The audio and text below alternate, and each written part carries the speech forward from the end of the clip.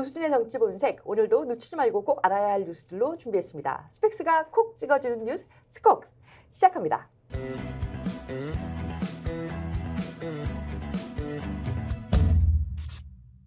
네, 오늘도 김성환 시사평론가, 김민아 시사평론가 모셨습니다. 두 분 어서 오세요. 네, 안녕하세요. 네, 야 이게 꽃샘추위가 또 찾아왔습니다. 그러게요. 뭐 더웠다가 추웠다가 막 반복하는 것 같아요. 뭐 봄이 그렇게 오는 거죠. 네, 그러게 말입니다. 네.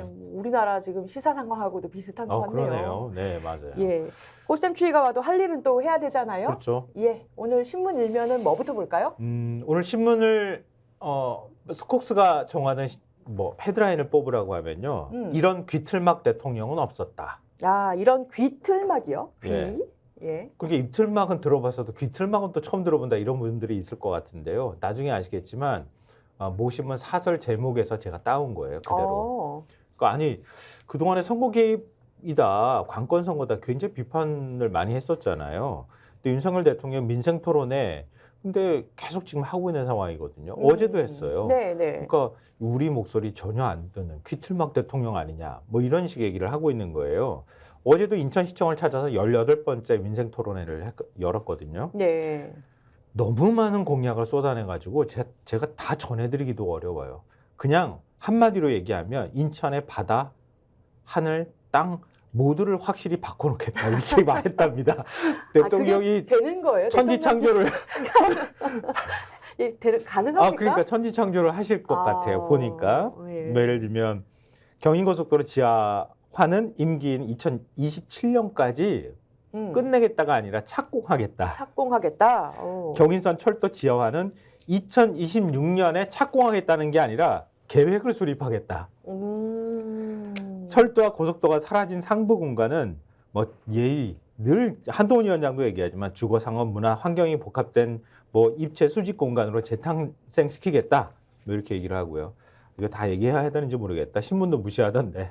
하여튼 인천 친항 제1부두하고 제2부두에 1조 원을 들여서 스마트 항만으로 업그레이드를 시키는 등 항만 인프라 투자도 확대하겠다. 뭐 구체적으로 어떻게 하겠다는 얘기인지 잘 모르겠지만 하여튼 뭐 이건 말고도 얼마나 깨알 공약을 많이 내놨는지 대한항공하고 아시아나항공이 합병하잖아요. 예. 항공 마일리지는 단 1마일의 피해도 발생하지 않도록 하겠다. 이 대통령이 할 얘기인지 모르겠어요. 아니 저는 감사해요. 진짜. 마일리지 많기 때문에 감사하지만 대통령님께서 아니 무슨 그것까지 대통령이 무슨 마일리지 됩니까? 저 몰랐네요. 너무 좋은 대통령인가요? 그렇게까지 발언하셨는지 몰랐네요. 비행기를 탈 일이 별로 없어가지고 저는 마일리지가 뭔지 사실은 잘 모릅니다. 네. 근데 마일리지 진짜 소중해요. 맞아요. 그리고 그래요? 그거 마일리지 소중해. 마음대로 없애면 얼마나 화가 나는데요. 카드 쓸 때도 마일리지 적립하잖아요. 나 일부러 그거 쓰거든.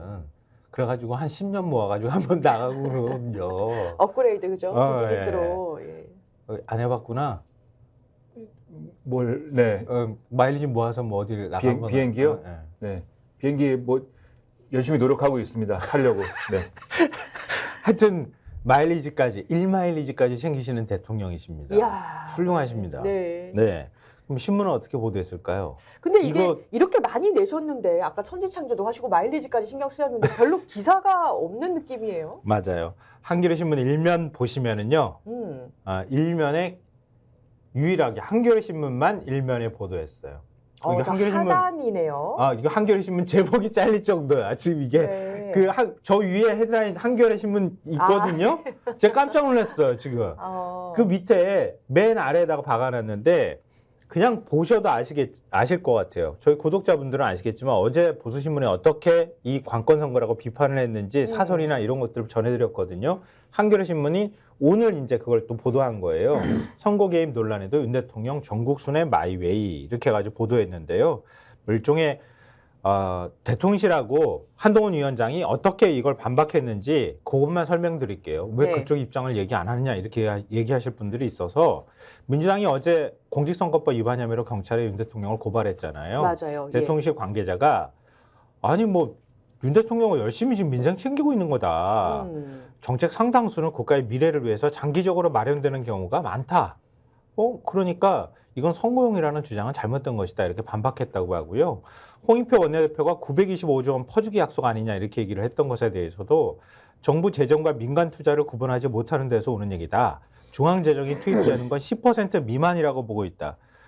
아니 중앙재정 10% 미만을 가지고 어떻게 천지창조를 하시겠다는 얘기인지는 잘 모르겠지만 하여튼 이렇게 얘기하고 있고요. 한동훈 비대위원장은 대통령이 민생 챙기는 것은 의무이고 야당이 트집 잡을 일은 아니다. 이렇게 얘기를 했다고 하는데 법조인들이 맞는지 모르겠습니다. 한겨레신문 사설에서도요. 전략지역 돌며 공약 남발하는 대통령이 선대위원장이냐 뭐 이렇게 사설을 쓰기도 했었고요. 뭐 어제 사설 내용을 많이 전해드렸기 때문에 제가 예. 말씀드린 맥락에 사설 내용도 다 들어있다고 생각하시면 돼요. 지금 민생 토론에 다니는 곳들이 전부 다 국민의힘이 좀 상대적으로 열세이거나 아니면은 접전지라고 얘기가 되는 지역들이거든요. 그러니까 그런 지역들을 찾아다니면서 이렇게 대통령이 공약을 남발하는 거, 이거 선거 개입 아니냐, 이렇게 사설의 요지입니다. 그러면 같은 이제 진보 성향을 갖고 있는 경향신문 어떻게 보도했을까요? 예. 경향신문이요. 예. 경향신문이 어떻게 보도했느냐? 경향신문도 사설을 통해서 비판을 했어요. 아까 말씀하신 이제 기틀막 대통령 없었다라는 게 이제 경향신문에서 사실은 이제 이 표현한 그러한 내용입니다. 그래서 이 사설의 내용도 이제 지금 쭉 말씀하신 이제 그런 비판과 일맥상통하는 내용이고요. 토론과 형식의 내용도 더욱 부적절하다. 왜냐하면 지금 쭉 말씀하신 게 선심성 대책이다. 그리고 실제로 어떤 뭐 다 개발 공약이다. 이런 내용이지 않습니까? 형식과 내용이 더욱 부적절하다. 그 윤석열 대통령이 정부 계획을 쭉 밝히면 참석자들이 그 정책이 필요한 고충을 얘기하고 정부 관계자 답변과 윤 대통령 마무리 발언이 이어지는 시기다. 애초 반대 의견이나 다른 질문이 나올 공간이 없기 때문에 각본에 따른 일방 홍보쇼라고 해도 할 말이 없다. 대규모 재원이 들거나 국회 입법이 필수인 그런 내용들인데 재원 대책도 없다. 이 던져놓고 보는 선거 공약 의심이 들고 재탕도 많다. 정작 시민들이 힘들어하는 고물가 고금리 등의 민생 대책은 보이지 않는다. 이런 거거든요. 그리고 어제도 말씀드리고 오늘도 말씀드리고 그리고 지난주에도 말씀드리고 계속 이 할 때마다 이거 그만해라라고 보수 언론도 TV에서도 그렇고 뭐 이 진보 신문 뭐 이런 데서도 그렇고 그만해라라고 지금 하는데 계속 하지 않습니까? 마이웨이. 계속 하잖아요. 이러니 입틀막에 대해 귀틀막 대통령이라는 이야기가 나올 수밖에 없다. 그러니까 이렇게 지적을 하는 거죠. 근데 계속 하고 있습니다. 자, 그러면 여기 대해서 보수신문 그러니까 다른 사람들이 말하지도 못하게 입을 풀어막으면서 귀까지 막아버리면 어떻게 되지? 아니 그건 다른 사람 입을 막는 거구나. 참. 자기 입은 지금 얘기를 하는 거죠. 다른 사람 입은 이렇게 막고 자기는 막 말하고 귀는 막고 있어 이렇게. 아니 이거 동상 만들어야 되는 거 아닌가? 다른 분들 만나도 장관분들 만나도 90% 본인이 얘기하신다고 그런 얘기 있었잖아요. 그러네요. 예, 국민에 그러네요. 대해서도 지금 본인이 얘기하시는 거죠. 새로운 윤 대통령의 새로운 별명 하나가 생겼습니다. 귀틀막 대통령. 근데 이제 보수 신문들은 이거 좋아하고 있는 거 아닌가요? 좀 평가가 궁금합니다. 네. 보수 언론들은 사실 어제도 말씀드렸듯이 비판을 많이 했다고 하지 않았습니까? 예. 이거를 그러다 보니까 또 적극적으로 보도하기가 어려웠어요, 사실 오늘. 그래서 조선일보 4면, 동아일보 8면 뭐 이런 이제 지면들을 보면 조선일보 4면을 볼까요? 그러면 뭐 조선일보 4면 보면은 자, 이렇게 보여줄 일은 아닌데 전체 지면을 보여주는 것이 훨씬 더 이제 좋았겠지만 그냥 보더라도 이제 기사가 작아 보이지 않습니까? 전체 지면 대비 작은 기사를 작게 배치한 거거든요. 저희가 크게 했더니 글자가 깨졌어요, 지금. 그럴 그렇죠. 정도로 굉장히 조선일보 단신성이고. 사면 아래에다가 하단에다가 조만한 기사 딱 하나 박아 놓은 거예요. 네. 그리고 동아일보 8면도 사실은 마찬가지예요. 그렇게까지 비중 있게 싣지 않았는데 이것도 이제 기사가 떼가지고 네. 커 보이는 거예요. 네, 구석에다가 이제 넓은 지면인데 구석에다가 이제 집어넣은 기사인데 이게 말씀드렸듯이 비판적인 시각을 갖고 있기도 하지만 사실 윤석열 대통령이 어제 얘기한 GTX B 노선을 개통하고 예를 들면 중앙일보 같은 경우에는 아까 중앙일보 6면을 보면은 중앙일보 6면이 있으니까 GTX B는 교통혁명이고 인천서 노래 두 곡 들으면 서울이다 이렇게 해가지고 중앙일보는 6면에 이거를 메인으로 배치하긴 했지만 그랬네요. 네. GTX B를 윤석열 대통령, 윤석열 정권이 입안했나요? 아니거든요. GTX는 이거는 GTX ABC 이거는 10년 이상 된 얘기예요 이미. 맞아요, 맞아요. 엄청나게 오래된 얘기고 그 얘기를 지금 아직도 하고 있다라는 거고. 그리고 저 정도 발표는 사실 국토부 장관이나 실무자 선에서 해도 돼요. 그렇죠. 다 아는 얘기잖아요. GTX 지금 처음 도입합니까? 재탕에 3탕에 사고를 우려도 이미 색깔 없는 투명한 물이 나올 정도로 계속 하는 얘기고 이미 이거는 다 아는 얘기고 그리고 다른 얘기 뭐 부두에 1조 원을 들여서 스마트 항만으로 업그레이드를 한다. 그다음에 뭐 제2 여객 터미널을 짓는다. 활주로를 증설한다. 그거를 뭐 어떻게 한다. 이런 것 다 그냥 있는 얘기이거나 계속 해왔던 얘기이거나 철도를 지어한다. 무슨 경부고속도로를 어떻게 한다. 이런 얘기 있잖아요. 선거 때만 되면 다 하는 얘기고 그 얘기 나올 때마다 선심성 대책이 또 나왔군요라고 언제나 신문들이 평가를 해왔던 뭐 그런 얘기들입니다. 그런 얘기를 또 하니 신문들이 야 이런 좋은 얘기가 또 나왔네. 또 선심성이긴 하지만 이런 좋은 얘기가 또 나왔습니다라고 보도를 할 수도 없어요. 사실 이거는. 그러다 보니까 또 작게 쓸 수밖에 없는 얘기였다. 사실 그런 거죠. 그런데 대통령실만 신나가지고 아까 김성하 평론가님이 우리는 민생 챙기고 있습니다라고 지금 얘기하고 있다고 말씀하셨잖아요. 심지어 대통령실이 이렇게까지 얘기를 했어요. 아니 야당이 그렇게 우리더러 민생 챙기라고 해서 민생을 챙기고 있는데 왜 그러죠? 이렇게 얘기했거든요. 아 그렇게 얘기하더라고 어제 네. 또. 장난을 하는 건가요? 장난이 아니지 않습니까 이게. 장난치지 말자 이렇게 말씀드리고 싶네요. 아니 지금 뭐라고 할 말이 없나요 진짜. 아니 이게 뭐라 그럴까요? 중앙일보 기사를 보면은요 어제 예. 가가지고 그런 얘기를 했다 그래요. 그 GTX 노선 이제 개통을 하게 되면은 인천까지 한 서울역까지 한 24분이면 간다. 인천에서. 그러니까 인천에서 노래 2곡 들으면서 바로 서울이다. 이런 얘기를 했다고 하는데 예. 대통령이 그래 어디까지 뭐 하여튼 사람들한테 얘기할지 모르겠지만 하여튼 보수신문이 보기에도 한심한 거예요. 저 뭐 거칠게 얘기하면 보수신문이 보기에도 한심한 거고 아까 중앙일보 윤면도 지면이 대판이 아니잖아요. 중앙일보도. 예. 좀 지면 작습니다. 지면 타블로이드 자체가 판이라. 쬐그만해요. 그러니까 지면 자체가 쬐그만한 데다가 어디다가 넣을 데가 없으니까 다른 조선하고 동아도 지면 큰데 대판에다가 하단부에다가 이렇게 찌그러뜨려 가지고 넣는 거고. 이런 걸 보통 처박아 뒀다 이렇게 얘기를 언론계 분들이 그렇게 네, 하시더라고요. 맞아요. 처박아 뒀다. 처박아 뒀다고 육면도 하시더라고요. 중앙일보 육면도 사실은 처박아 놓은 거나 마찬가지예요. 보수신문조차도 대통령이 이렇게 말하고 다니는 거 이건 말이 안 된다고 보고 처박는 거예요. 지금 그런 상황인데도 대통령이 민생 챙기고 있다. 어떻게 그렇게 얘기합니까? 한숨이 나오네요.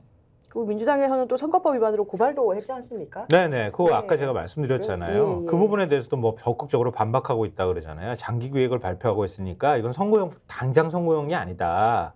그러니까 이건 관건 선거 아니다. 이렇게 얘기를 하고 있다고 하고 한동훈 비대위원장은 아니 이게 무슨 뭐가 문제냐? 야당이 트집 잡고 있다. 이런 어처구니없는 얘기를 하고 있다는 얘기입니다. 자, 이 대통령의 행보, 귀틀막 대통령 살펴봤고요.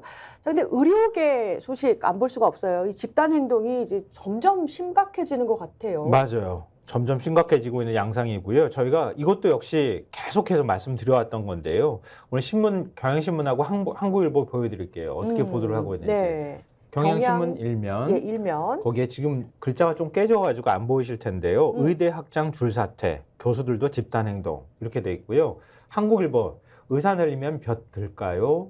지방 공공병원의 한숨. 이게 두 가지 표정을 담은 거라고 보시면 될 것 같아요. 네네. 경향신문의 기사는요. 지금 이제 전공의 전임에 의해서 의대 교수들까지 사퇴를 해버리면 진짜 병원을 지킬 사람이 없어지게 되는 거거든요. 원광대하고 경상국립대에 이어서 카톨릭대에서도 의대 학장과 교수들이 단체로 사퇴 의사를 밝혔다고 합니다. 이미. 일반 교수들 역시 정부가 병원을 이탈한 전공의에 대한 면허정지 행정처분에 속도를 내자 제자 보호라는 취지를 들어 본격적인 움직임에 나설 채비를 하고 있다고 합니다. 가장 먼저 비상대책위원회를 꾸렸던 서울대 의대교수협의회는 첫 비대위원장을 맡았던 정진행 교수를 대신해서 방재승 교수를 2기 위원장으로 선출했다고 하거든요. 예. 방 교수는 굉장히 강경론자라 그래요. 아, 정부, 그래요? 예. 아이고. 의대 증원 정책에 강하게 맞서야 한다는 의견을 피력해 왔다고 하고요. 건국대병원 교수협의회도 집단행동 참여 방식을 묻는 투표를 실시했다고 합니다. 이게 파장이 의대 교수들한테까지 지금 확산하고 있다 이런 얘기입니다.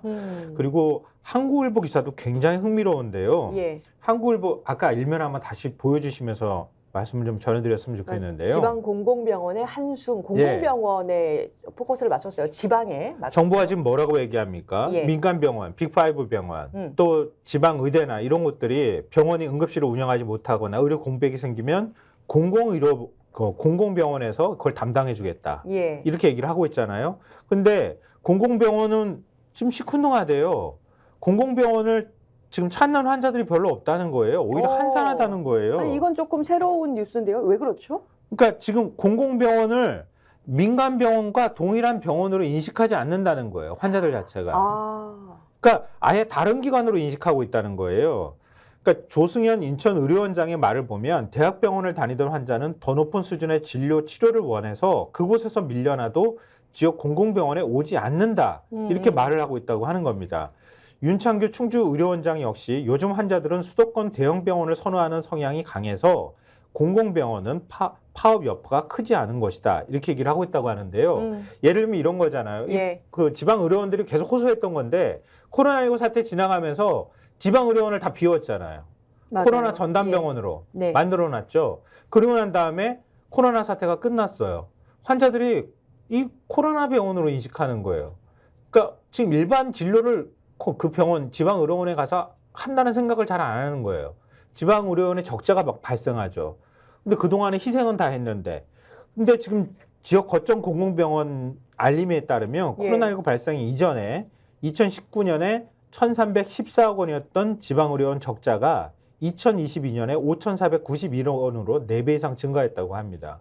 그동안에 지방의료원들이 이렇게 정부 때문에 우리가 이걸 다 공공의료를 담당하기 위해서 희생을 하고 했는다 하면서 적자가 발생하고 의사들도 다 떠났다.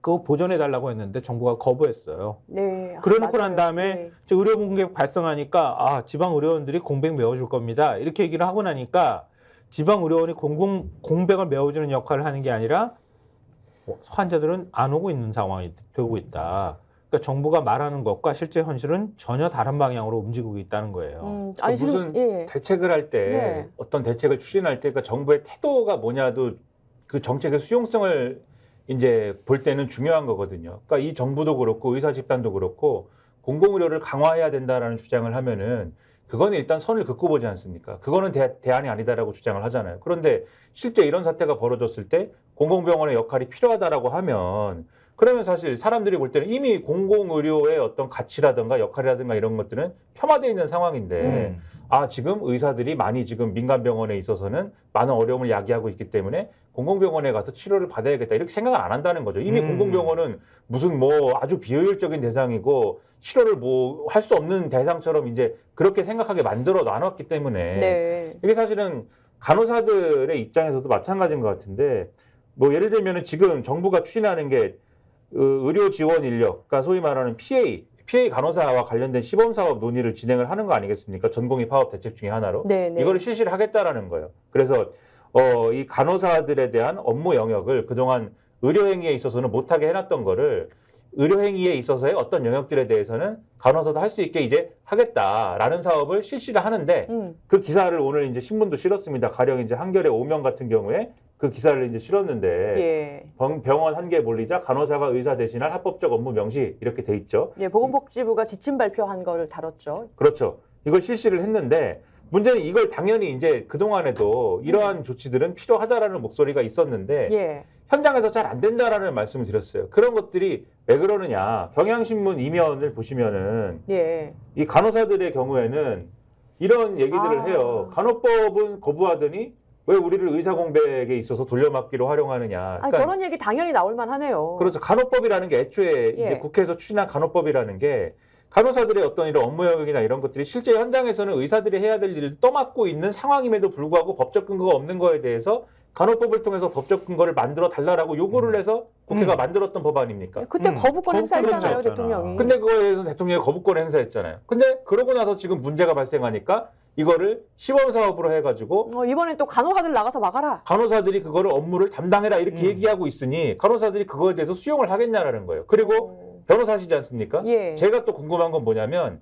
이러면 법적 문제는 그럼 발생 안 하느냐라는 부분인 건데 정부는 어떻게 얘기하고 있냐면 지금 법적 문제가 발생을 한다라고 애초에 얘기했던 거는 의료법에서 발생을 하는 건데 지금 우리가 시범 사업을 하는 근거 조항은 어디에 있냐면 보건의료기본법인가요?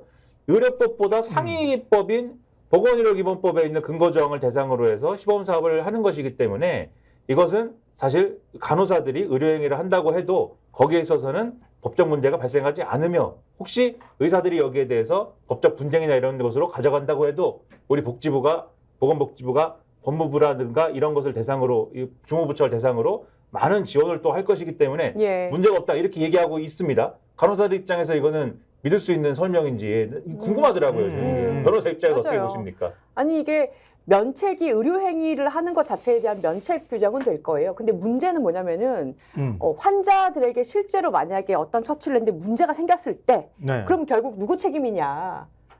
이 간호사한테 부분에서 책임 간호사 떠밀겠지. 예 그렇죠. 간호사 의사의 개인이 지시 아래 책임을 간호사는 피하기는 하도록 돼 어려울 있잖아요. 거예요. 예, 예. 법상으로는 그렇게 돼 있기 때문에 그렇죠. 그걸 강조했단 말이에요. 그렇죠. 그러니까 간호사들이 실제로 이 여기서 말하는 긴급조치, 응급조치에서의 의료행위 할 수 있는 근거가 될 수는 있는데 문제는 거기서 문제가 생겼을 때 책임 생겼을 소재에 때. 있어서는 면책이 어려울 것이다. 예, 행위를 그렇게 하는 데 보입니다. 있어서는 근거가 될 수는 있어도 예. 그러면 아니, 대안이 그러면- 아니지 않습니까? 이것조차. 아니 그러니까 2,000명 늘리겠다고 하면 미리 준비를 하든가 갈팡질팡 뭐 이렇게 이 뭐야 뒤죽 박죽이잖아 지금. 좀더 자기네가 그동안- 세밀한 대책이 필요할 텐데. 아니 그러니까 그냥 그 즉자적으로 그냥 그때그때 필요에 따라서 대응해 놓고 난 다음에 나중에 와 보니까 또 필요하네. 그러니까 빨리 와 다 해줘. 뭐 이런 식의 지금 대처를 하고 있다는 거 아니에요? 그러면 작년에 어제도 우리가 그거 지적했잖아요. 작년 강서구청장 재보궐선거 끝나고 난 다음에 그때 끝나고 나서 참패하고 그때 저 의사 정원 증원 문제가 거론되기 시작했으면 벌써 지금 얼마가 지난 거예요. 6개월도 맞아요. 넘게 지난 거잖아요.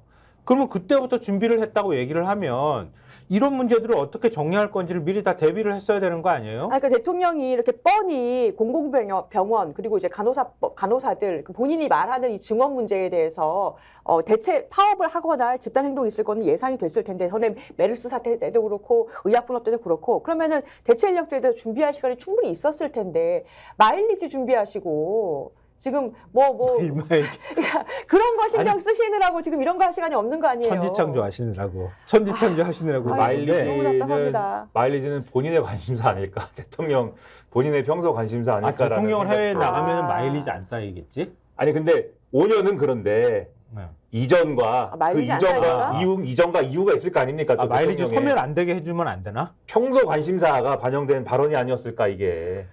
너 오죽 답답하면 우리가 이런 얘기 하겠어요. 예, 그러니까 맞습니다. 이런 거잖아요. 다시 한번 정리를 하면 간호법 거부했어요. 간호사들이 독립적인 진료 행위할 수도 있다. 막 이런 얘기를 하면서 반대했잖아요. 그때 저도 그런 얘기했지만 간호사의 업무 범위가 규정된 게 없어요. 그럼 의사와 간호사의 역할 구분을 해야 되잖아요. 근데 안 하고 그냥 무조건 의사 지시에 따라서만 움직이도록 해놓은 거예요. 수동적인 존재로. 간호사들 처우 제대로 개선해 주지도 못하고 그렇게 해놓고 그거 아니, 심지어 현장에서는 의사들이 해야 될 일을 간호사한테 떠넘겨요 실제로는. 그러니까.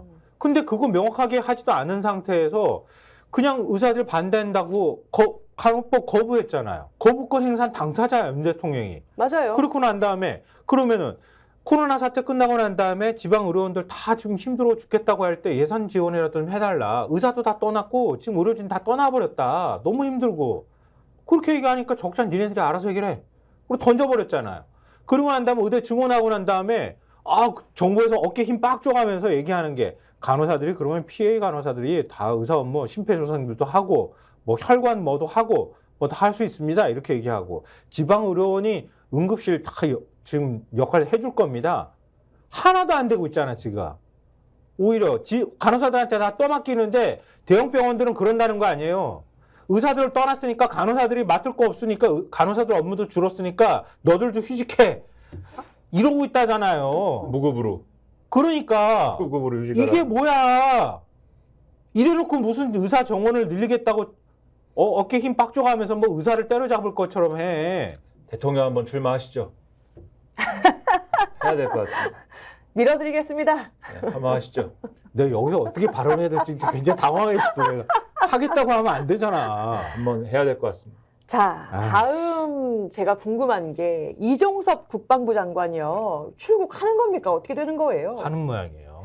우리가 우리가 지금 얘기했잖아요. 공수처가 벌써 석 달 전에 출국금지 조치 취해놨는데 대통령이 호주 대사로 덜컥 임명을 해버린다. 아니 어떻게 지금 아그레만까지 다 받았다는 거 아니에요? 맞아요. 그리고 오늘 동아일보 기사 제목이 아유, 창피해서 정말. 동아일보 기사 제목이 이종섭 출금 공개 다음날 4시간 약식 조사 오늘 출국 잡아놨다. 오늘 나간다는 거예요, 이건. 아니 그러니까 이게 공수처장 바뀌어서 그런가?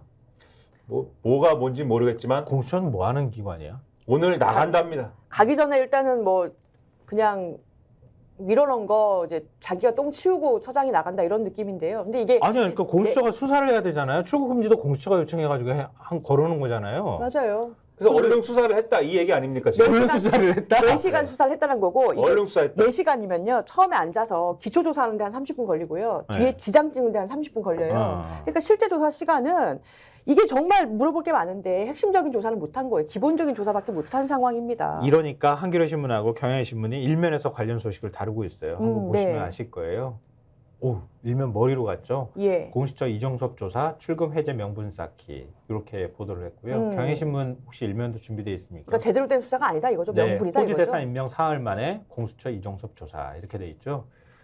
같은 내용은 거의 또 동일해요. 네. 저희가 말씀드렸던 것처럼 이렇게 후다닥 공수처가 그동안에 예를 들면은 뭐 이종섭 밑에 그 라인이라고 할 만한 사람들 임종덕부터 시작해가지고 쭉 조사를 하거나 해병대 사령관까지 다 조사를 하고 압수수색까지 해서 압수물 분석 다 해놓고 왜냐하면 어쨌든 간에 제일 중요한 인물이잖아요. 당시 국방부 장관이니까. 핵심 피의자입니다. 네, 국방부 장관 위까지는 아니지만 안보실장이 있고 그다음에 대통령이 있는 거 아니에요? 그 국방부 장관까지 조사 가려면은 압수물 분석도 하고 다 하고 난 다음에 관련자 그 밑에 있는 조사 다 하고 그리고 국방부 장관을 조사해야 되잖아요. 이거 다 건너뛰었다는 거 아니야, 그냥? 이게 뭔 말이야? 그냥 호주 대사 내보내기 위해서 그냥 알리바이 만들어주는 것밖에 안 되지 않느냐? 이런 비판들이 안 나올 수밖에 없는데요. 안 나올 수 없는 상황인데요. 한겨레 신문 사설에서 예. 이종섭 호주 대사 임명 취소하고 제대로 수사해야 이렇게 사설을 썼어요. 출국 금지된 인물을 대통령이 주요국 대사로 임명해 출국시키려 했다니 이것이 윤석열 대통령이 말하는 법치인가? 이렇게 물었고요. 압수물 포렌식도 관련자 조사도 제대로 진행이 되지 않은 상태에서 이 전 장관을 소환한 것은 출국금지 해제 명분 쌓기용 아니냐는 관측이 나온다. 아니, 제 말이요. 그 말입니다. 앞으로 출금을 해제를 해야 되니까 해제하려면 무슨 설명을 해야 되지 않습니까? 해제 이유에 대해서. 그치. 이 사람은 이렇게 열심히 수사를 받고 있다. 음. 수사 열심히 받고 있기 때문에 뭐 출국 금지를 시켜야 될 이유가 없다. 이렇게 가려는 거 아니냐. 그리고 이미 해제를 뭐 이 기사들을 쭉 보면은 오늘 이 얘기가 일면에 실렸느냐의 차이는 있지만 여러 언론에 많이 실렸거든요. 예. 기사를 쭉 보면은 출국 금지가 해제되기 이전에 이미 이종섭 전 장관에 대해서는 외교관 여건이나 이런 게 다 발급이 된 상태고 맞아요. 오늘 출국 예정이다라고 말씀드리지 않았습니까? 예. 출국 일정은 이미 잡힌 거예요. 그러면 이 일정이 이미 잡혀 있는 상황이기 때문에 그렇게 따지면은 공수처의 이 조사 자체는 요식행위다라고 얘기할 수밖에 없는 거죠. 계획은 다 이미 있는 겁니다. 출국 금지가 해제될 수 있는. 근데 이렇게 출국금지 된 사람의 경우에 만약에 여권을 그렇게 신청하거나 출국하려는 움직임이 있으면 출입국관리국에서 아마 통지가 가야 될 거예요. 검찰 쪽에 통지가 가고 검찰이 당연하죠. 공수처에 가야 돼요. 너무너무 당연한 거고요. 한겨레 신문 사설에도 그렇게 돼 있어요. 대통령실은 공수처 수사 상황을 일절 알 수 없다. 아유. 그러면서 출국 금지 사실을 몰랐다고 얘기를 하는데요. 고위공무원단 인사검증은 법무부가 담당하잖아요. 다 아시다시피 이 사설 내용을 제가 정리해 드리는 거예요. 법무부는 뭘 한 거냐 이렇게 묻고 있어요. 인사검증을 얼마나 허투루 하는지 자연한 것이냐. 인사검증을 했을 거 아니에요. 네. 외국 대사로 나가는데 그러게요. 안 했다는 얘기가 되는 건데 출국 금지가 아니더라도 주요 사건 핵심 피의자를 주요국 대사로 임명한 행위를 도무지 이해할 수 없다 이렇게 얘기를 했고요. 출국 금지 담당을 하고 있는 법무부는 다 알고 있었을 거라는 거예요. 그 얘기를 왜 법무부가 안 했겠어요? 다 보고 받았다는 얘기가 되는 거겠지. 그리고 이 전 장관 외에도 이 사건 지휘 보고선상 인물들이 속속 영전하거나 국외로 나가고 있다 이러면서 임종덕 전 국가안보실 2차장, 신범철 전 국방부 차관 국민의힘 총선 후보로 단수 공천됐잖아요. 우리가 네. 소개해드린 적도 있고요. 그리고 박진희 전 국방부 군사보좌관과 임기훈 전 안보실 국방비서관, 사실 이름 잘 못 들어본 사람이잖아요. 이 두 사람은 이미 지난해 말 진급했고 임성근 사단장은 정책 연수를 떠났다 그래요.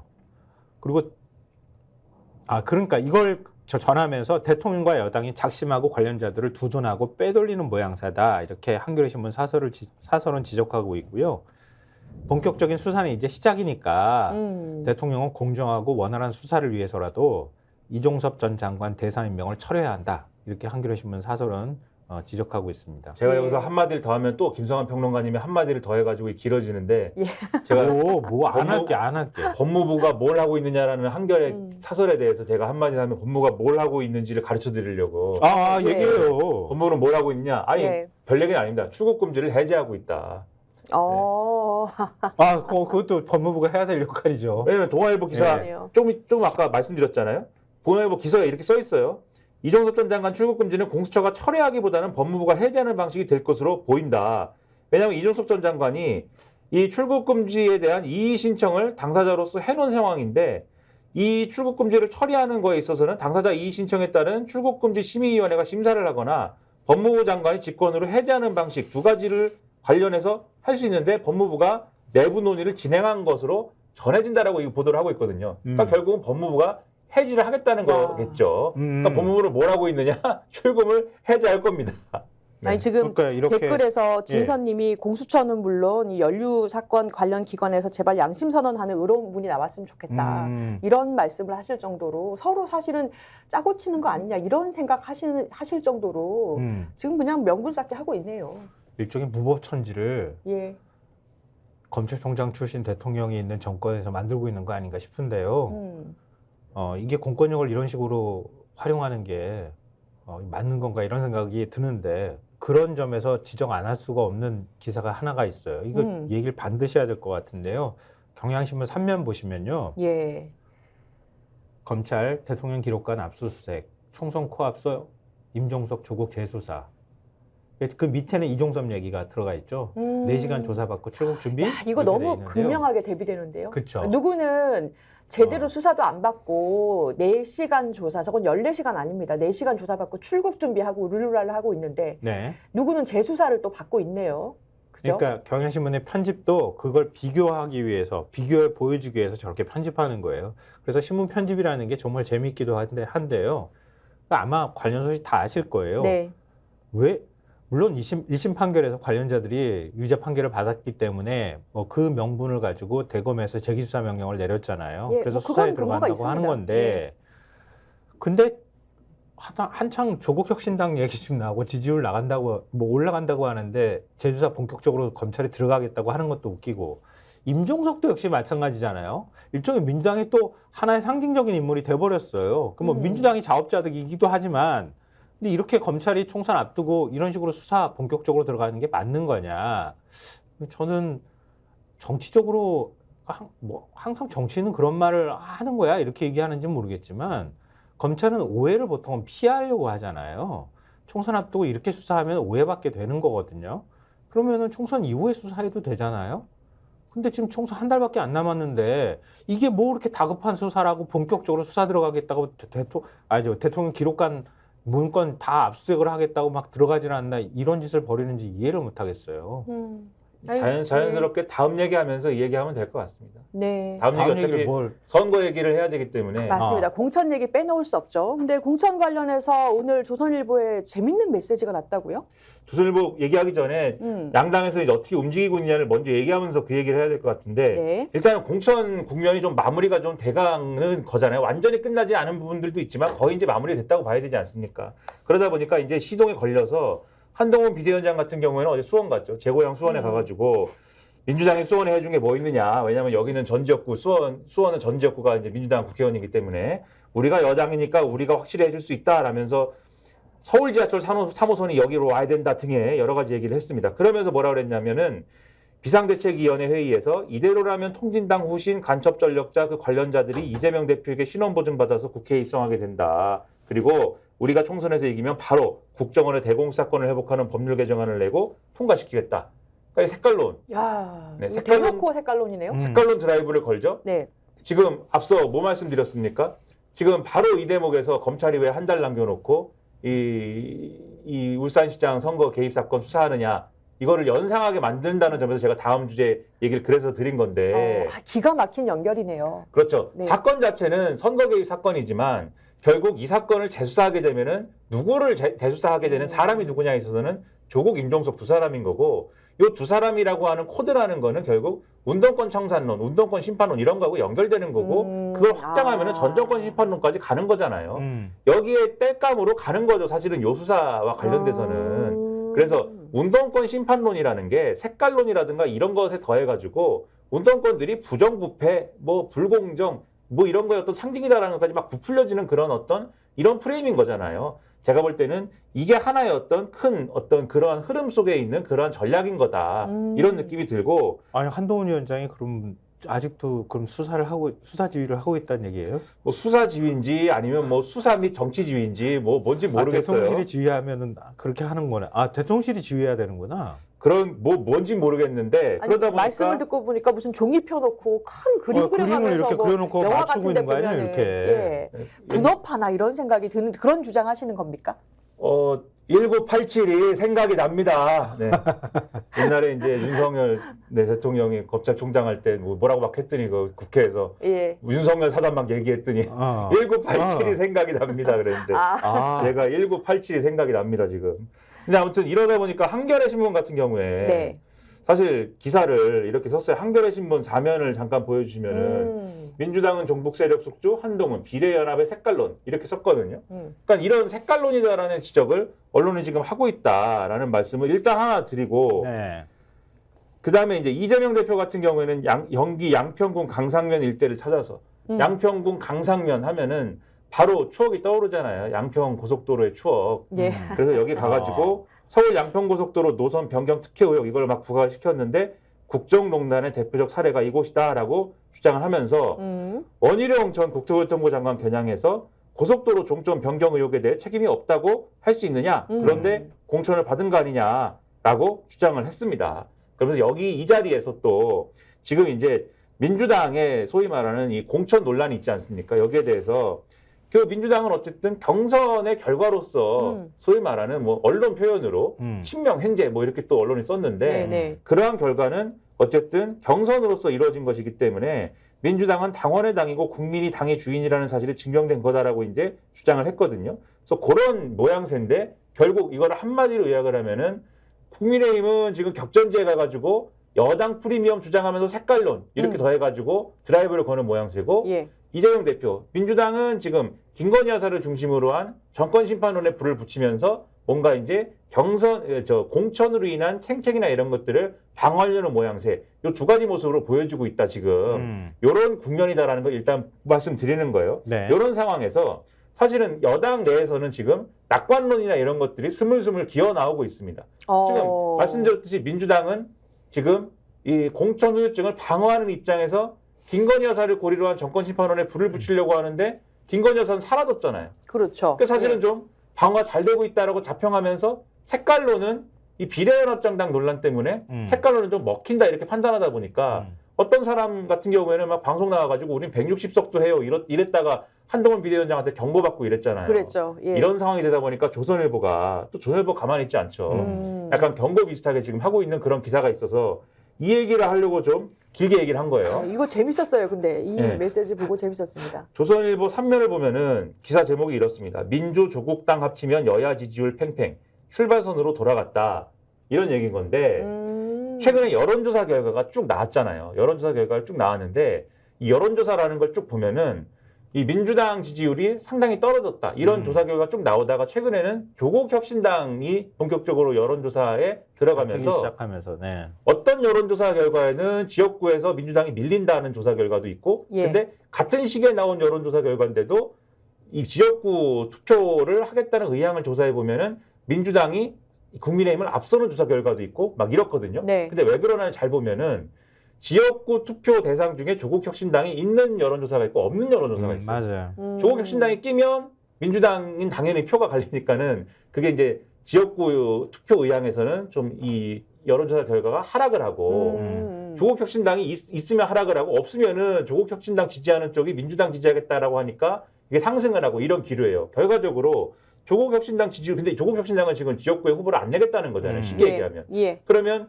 결과적으로 조국혁신당 지지율하고 민주당 지지율이 지역구에서는 합쳐질 경우가 생길 것인데 그렇게 보면은 지금 여야 지지율은 팽팽한 것이다. 그래서 이 기사에 의하면은 결국은 지금 이 상황을 놓고 보면은 출발선으로 다시 되돌아간 거나 마찬가지여서 지금 이 상황을 그냥 낙관할 수는 없는 거다라는 게 사실은 이 기사의 행간인 거고 다만 이런 대목이 있습니다. 한국갤럽 관계자의 발언 인용해가지고 예. 대선처럼 하나의 선거에서 특정 후보 지지율이 높다면 그 후보가 이기겠지만 총선의 정당 지지도는 254개 지역구 여론을 합쳐서 평균을 낸 것이다. 각각을 보지 않고 지지율 총합으로 지역구 승패를 예상할 수 없다고 했다. 이렇게 평가를 하면서 조국 혁신당의 역할이나 이런 것들 그런 것들이 지금 국민의힘으로서는 악재다. 이런 평가들을 쭉 하는 대목들이 있거든요. 근데 이런 거는 제가 또 뭐 너무 길게 얘기했지만 이 기사에 대해서만 말씀드리면서 짧게 얘기하면 뒤집어 얘기하면 민주당 입장에서도 요거는 비슷한 얘기를 할 수가 있다. 합쳐가지고 예. 우위인 경우에 또 안주하게 되면 사실 지역구에서 어떻게 될지 모르는 것이기 때문에 전략을 잘 짜야 된다는 거는 민주당 입장에서도 같은 거다라는 점이어서 맞아요. 출발선에 섰다는 거. 요거를 지금은 양당 모두가 인식하고 양당 모두 낙관론에 빠져가지고 아니한 전략. 예를 들면 색깔론 원툴. 예를 들면 정권심판론 원툴로 승부를 볼 때는 아니다라고 하는 그런 점을 아니, 이 기사에서 우리가 캐치를 해야 된다. 이런 생각입니다. 조선일보가 설마 민주당한테 그런 경고의 메시지를 보냈을 것 같지는 않고. 그거는 저의 해석인 거고 네. 요 기사는 국민의힘한테 하는 얘기입니다. 네, 국민의힘한테 하는 얘기고 국민의힘한테 정신 차려. 조국 혁신당 들어오면서부터 지금 저 어떤 여론 지형이 판이 지금 흔들리고 있어.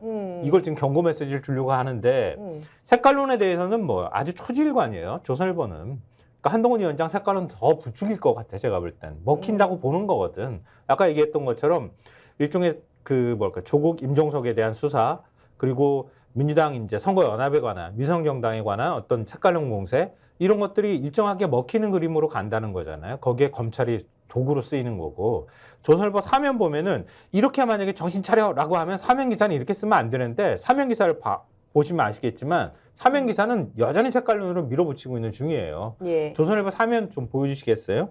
예, 사면 기사 소개해 주세요. 네, 진보당 활동 인사 시민단체 목 비례 후보로 이렇게 기사를 쓰고 있어요, 여전히. 조선일보는 이 색깔론이 예. 먹힌다고 생각을 하는 겁니다. 먹힌다고 보는 거예요. 예. 저런 식으로. 저 큼지막하게 톱으로 저 기사를 쓴 거란 말이에요. 그러니까 사진도 진짜 잘 실었다. 와, 그러니까요. 너무 잘 찍었다. 야, 저거는 무슨 되게 역동적인 제 고향 국민의힘의 제 고향 수원에서 저러고 있습니다 지금. 네. 오늘도 TMI 저 하나 연출이잖아. 나왔고요. 예. 근데 연출 근데 그 너무 위에다가 잘했다. 진보당 인사 시민단체 뭐 비례 후보로 정신 차려야겠다, 색깔론을 민주당이. 폈네요. 네. 하여튼 민주당이 저런 거 봐도 정신 차려야 되겠다는 생각이 들고 하여튼 이 조선일보를 보면 보수의 흐름을 우리가 알 수 있다고 통상 얘기를 하잖아요. 저도 맞습니다. 그렇게 읽곤 하거든요. 근데 조선일보의 흐름을 보면 여론정을 보수 쪽에서 심상치 않게 보기 시작했다. 그동안에는 민주당이 공청 그 잡음 때문에 민주당 지지율이 뚝뚝 떨어지고 이러면서 160석 얘기까지 나오는 상황이었는데 뭔가 좀 달라지고 있어라고 하는 바짝 긴장하는 뭔가 마음이 생기기 시작했다. 요 다음에 들고 나오는 카드는 색깔론 아니면 또 다른 무언가의 카드가 있을 수 있겠다. 그러니까 검찰 그건 상수일 것 같고요. 그러니까 그 부분에 대해서 민주당은 어떤 전략을 만드는가가 매우 중요하다 이렇게 보이고요. 그다음에 하나 더 말씀드리면 예.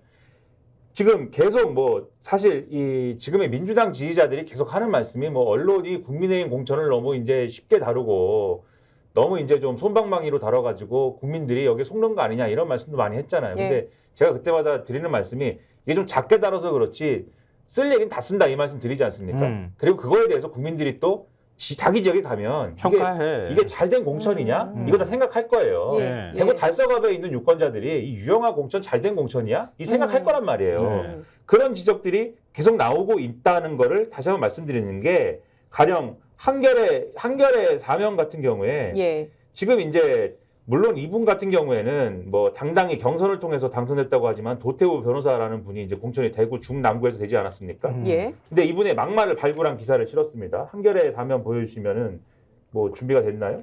아 이거는 한겨레 사면이 아니구나. 한겨레 요 기사가 네. 아니구나. 다른 기사도 네. 제가 착각을 했는데 예. 한겨레 사면은 제가 말로 설명할게요. 예. 예. 국가 좀먹는 5.18 북한 개입 상식 뭐 이런 얘기를 하면서 도태우 변호사가 자기 유튜브나 이런 데서 5.18 광주민주화운동을 폄하했다라는 게 확인이 됐다라고 보도를 했어요. 한겨레 신문이. 그러니까 이거는 지금까지의 막말 수준하고는 차원을 달리하는 막말을 한 거예요. 지금. 예, 뭐 북한군 개입 가능성 뭐 이런 얘기했죠. 그렇죠. 5.18은 자유민주화적 요소가 있지만 북한 개입 여부가 문제가 된다는 것이 상식이다. 이런 얘기를 하고 5.18 당시 광주 송암동 계엄군 간 5인 사격에 대해서도 사건의 실체를 부인하면서 예. 제3세력 개입설을 주장을 했다. 그리고 이분은 물론 지난번에도 말씀드렸듯이 2007년에 태극기 집회에 연사로 나서서 박근혜 전 대통령 탄핵이 부당했다고 말하고 2020년 4.15 총선이 부정선거라고 주장하기도 했는데 이게 문제예요. 태극기 부대예요. 그렇죠. 예. 한동훈 비대위원장이 한동훈 비대위 체제에서 이전에 예를 들면 시군구 의회에서 이런 발언한 사람 막 징계하고 이랬거든요. 이런 식의 발언한 사람 징계하고 이러면서 우린 중도 쪽으로 갈 거야 이랬는데 정작 이런 사람 공천을 막 해버리는 결과가 지금 나타난 거에 대해서 네. 한동훈 비대위원장이 유영하 변호사나 이런 문제에 대해서 뭐라고 그랬냐면은 이거 다 뭐 별 문제 아니라는 취지로 얘기를 지금 하거든요. 한국일보의 사면을 일단 네. 보여주십시오. 아니, 무슨 네. 근거로 그런 얘기를 해요? 제목이 비윤 내치고 탄핵 부정 세력의 꽃길 여도 비호감 공천 제목이 이렇게 되어 있는데 예. 이 얘기가 뭐냐면 한동훈 비대위원장이 웃긴 얘기한다. 사실은 이 기사의 핵심은 그 얘기예요. 그러니까 이게 유영하 변호사 공천에 대해서 기자들이 물어봤습니다. 지금 왜냐하면 이 문제와 관련돼 갖고 반발이 나오고 이런 상황이고 또 도태우 변호사 문제도 있고 하니까 기자들이 이게 결국 이런 문제가 탄핵의 강을 거슬러 올라간다는 지적이 있는데 어떻게 생각하십니까? 라고 한동훈 비대위원장한테 물어봤더니 한동훈 비대위원장이 이 탄핵은 굉장히 오래된 얘기 아닙니까? 라고 했다는 거예요. 오래전 옛날 얘기일 뿐입니다. 네, 오래전 얘기라 상관이 없다. 이렇게 얘기를 했는데 이 신문에서 지적을 하는 것, 이 네. 신문의 지적을 잘 들어보시기 바랍니다. 기사가 이렇게 돼 있어요. 그런데 한동훈 위원장은 이날 최고위에서 더불어민주당의 음주운전 경력자 공천을 개정해서 그렇게 공천을 운영하면 안 된다고 비판을 했다. 근데 같은 논리를 적용하면 민주당 후보들의 음주운전 처벌은 2017년 박 전 대통령 탄핵보다 더 오래됐다. 김용만 대한민국 임시정부 기념회 사업회 이사는 2012년 벌금 받았고 유동철 동의대 사회복지학과 교수는 2004년과 2014년 벌금형을 받았다. 한 위원장이 거론한 이재명 대표 음주운전은 20년 전 일이다. 논란이 있는 공천을 합리화시키다 보니 앞뒤가 안 맞는 발언이 나오고 있는 셈이다. 이렇게 지적을 하거든요. 이게 이 기사 내용 자체인 거죠. 그렇죠. 제가 얘기하는 게 의견이 아니라 아니고. 기사에 이렇게 써 있습니다. 이재명 그 음주운전 20년 전이다. 그렇죠. 네. 그러면은 왜 유영하 도태우 공천은 탄핵이 오래전 일이라 문제가 안 된다라고 얘기를 하면서 남해당 공천은 20년 전 얘기까지 하느냐. 한동훈 비대위원장은 이렇게 아예 그냥 썼어요. 선택적 기억력을 갖고 있으면 그렇게 할 수도 있을지도 그렇죠. 몰라. 이런 지적을 지금 하고 있고 그리고 앞서 말씀드린 한겨레 기사에 보면은 뭐 아까 말씀드린 160석 발언을 했던 성일종 의원 같은 경우에는 성일종 의원이 맞았죠. 착각입니다. 성일종 의원 아닌데 예. 성일종 그 발언 아니고 성일종 의원의 경우에는 지난번에 이토 히로부미 말한 적 있잖아요. 네. 이토 히로부미가 인재를 키우기 위해서 열심히 노력한 사람이다라는 세상에 전 세계 인재를 키우기 위해 노력한 사람이 아니고 스스로가 인재였던 거지. 그렇죠. 네. 그렇죠. 이토 히로부미가 그 대상이 된 사람이다. 네. 근데 그런 사례가 이토 히로부미밖에 없는지가 궁금한데 아무튼 그런 일본이 우리보다 인재를 키웠던 설레이다라는 얘기를 했는데 그거밖에 없는 거냐. 왜 하필이면 그런 예를 들었냐. 그런 막말을 했는데 그냥 가지 않습니까? 네. 그리고 세월호 특조위 활동을 방해한 혐의로 2심 재판을 받는 사람 그리고 뭐 돈봉투 수수 의혹으로 경찰 조사받는 정호택 의원 등등도 다 공천받지 않았느냐 이 지적이 있고 네. 또 하나만 기사를 말씀드릴게요. 중앙일보 오면에 전과자 기사가 있습니다. 전과자 공천 기사. 중앙일보 기사인데 국민의힘 호남 26곳에 공천 완료했는데 7명이 음주운전 폭행 등 전과자이다. 그러니까 호남 지역 100% 공천했다라고 지금 국민의힘이 호남 지역에 우리가 이렇게 신경 쓰고 있습니다라고 굉장히 자랑을 했는데 확인을 해보니까 7명, 이 중에 7명이 전과자고 심지어 양정무 전북 전주갑 국민의힘 예비후보의 경우에는 전과 구범이다. 이 사람의 경우에는. 이 사람 근로기준법 위반 등 전과 구범이에요. 이거 죄질이 안 좋습니다. 기업체 대표인데 네, 뭐 임금 안 주고 이런 거 그렇죠. 같아요. 근로기준법 위반, 네. 최저임금법 위반 등으로 벌금형 받았다라고 하면 지금 말씀하신 것처럼 이분은 악덕기업주인 거예요. 네. 그리고 다른 후보들도 변호사법 위반, 공직선거법 위반, 폭행, 재물손괴, 모욕 및 공직선거법 위반, 그다음에 농협조합법 위반, 보조금 예산관리법 위반. 보조금 예산관리법 위반은 이 정부에서는 엄청난 문제인데. 그렇지. 맞아요. 시민단체 그 보조금 네. 얘기하면서 얘기했던 거 아니에요? 이건 국가 세금 예산 보조금 횡령한 아주 한 겁니다. 나쁜 범위. 그렇죠. 네. 그거네. 근데 이런 공천이 왜 됐느냐가 이유가 제가 볼 때는 더 문제인 게 왜 이런 분들이 공천받았냐. 실제로 의원 배지를 달 가능성이 있는 분들은 그런 분들 중에 호남 출신인 분들은 이번에 다 비례대표 공천 신청한다는 거예요. 가령 인요한 혁신위원장 이런 사람들 네, 있잖아요. 네네. 그런 분들은 정가가 없겠죠. 그런 분들은. 실제 배지 달아야 되는 분들은 비례대표로 가는 거고 당선 가능성이 없는 호남 지역구 인사들은 정가가 있든지 뭐가 좀 하자가 있든지 그냥 지역구 나가도 된다라는 기분으로 지금 공천을 해놓고서는 호남 100% 공천입니다 얘기를 하는 거예요. 그러면 그 지역구 사람들이 볼 때 과연 국민의힘이 문제가 없는 공천이고 조용한 공천이겠습니까? 말도 안 되는 거죠.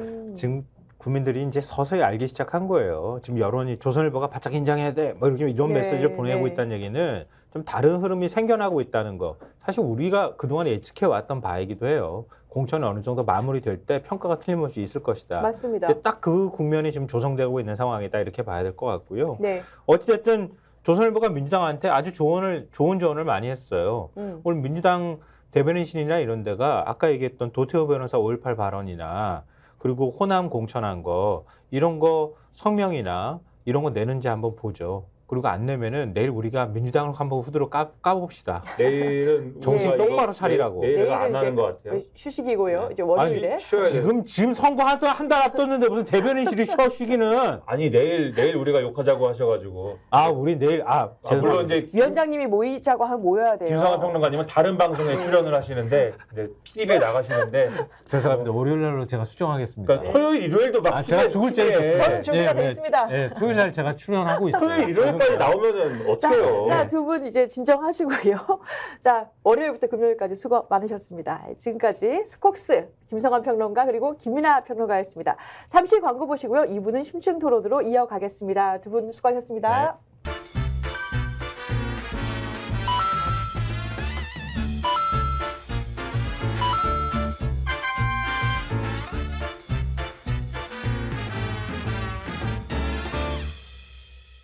보험에도 점검이 필요합니다. 요즘 경기가 어려워서 보험료 내는 것도 부담스럽죠. 보험료는 줄이고 보장은 넓게. 건강보험도 자동차 보험도 나에게 맞춤 보장. 믿을 수 있는 보험 전문가들. 믿을 수 있다 더 착한 보험. 본 광고는 손해보험 광고 심의 기준을 준수하였으며 유효기간은 심의 결과 통보일로부터 1년입니다.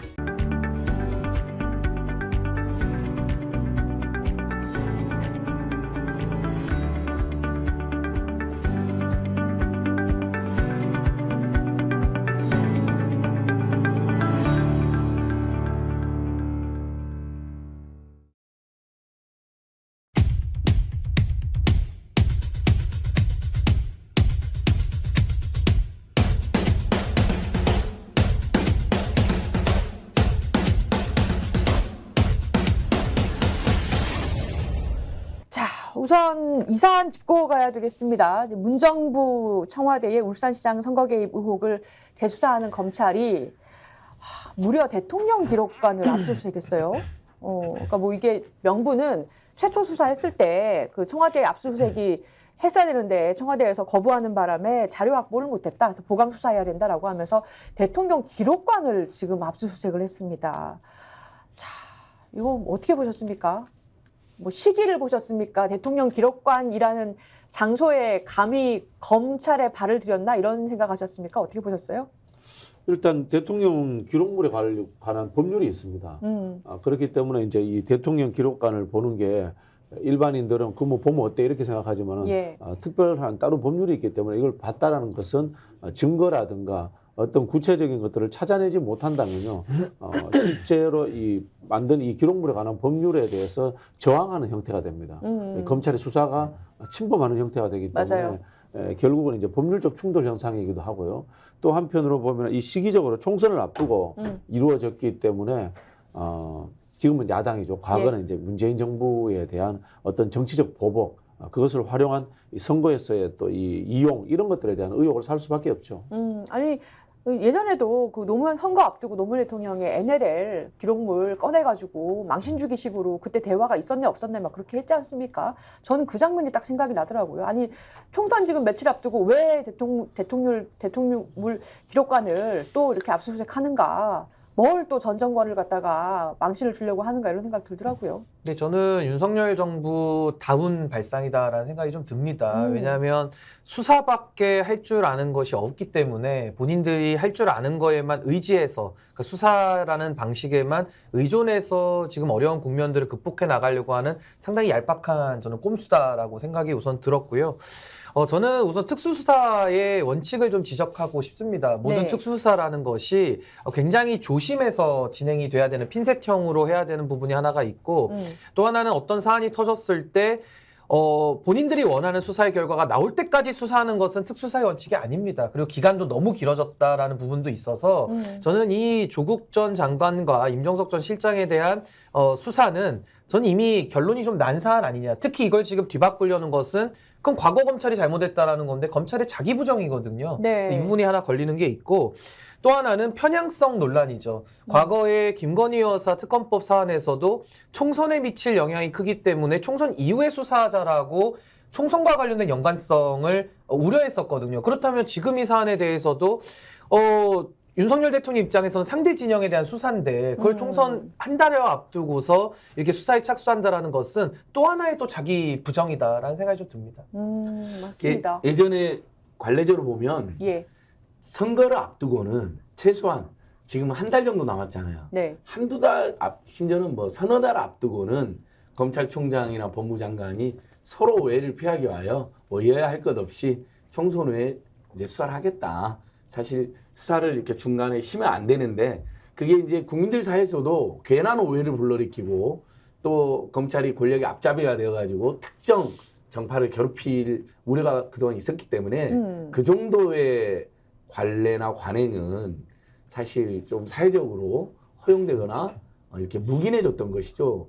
근데 진짜 딱 한 달 남았는데 조국 신당이 마침 뭐 논란은 있지만 상당한 돌풍을 불러일으킨 상태에서 예.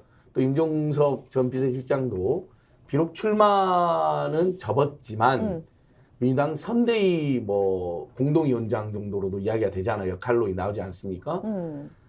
검찰 스스로 불기소 처분한 것을 다시 윤석열 정권 들어서서 다시 수사해라고 지시 내린 다음에 한 달 앞두고 갑자기 또 그 투기 압구정 정권, 압수수색, 구속영장, 정치검찰 정권답게 그렇게 부릅니까? 예, 압구정 정권이라고 합니다. 예. 이틀막 정권이라고도 하고요.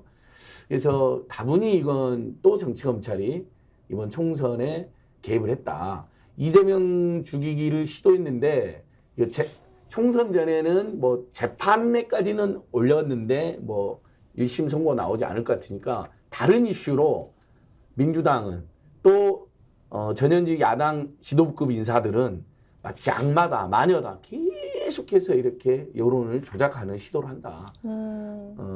그럴수록 저는 우리 국민들께서 정치검찰 독재 정권에 대한 분노나 비판이 더 확산될 거라고 보고 있습니다. 그리고 저는 네. 하나 더 첨언하자면은 이제 윤석열 정부 또 뭐 한동훈 비대위원장 다 검찰 출신들인데요.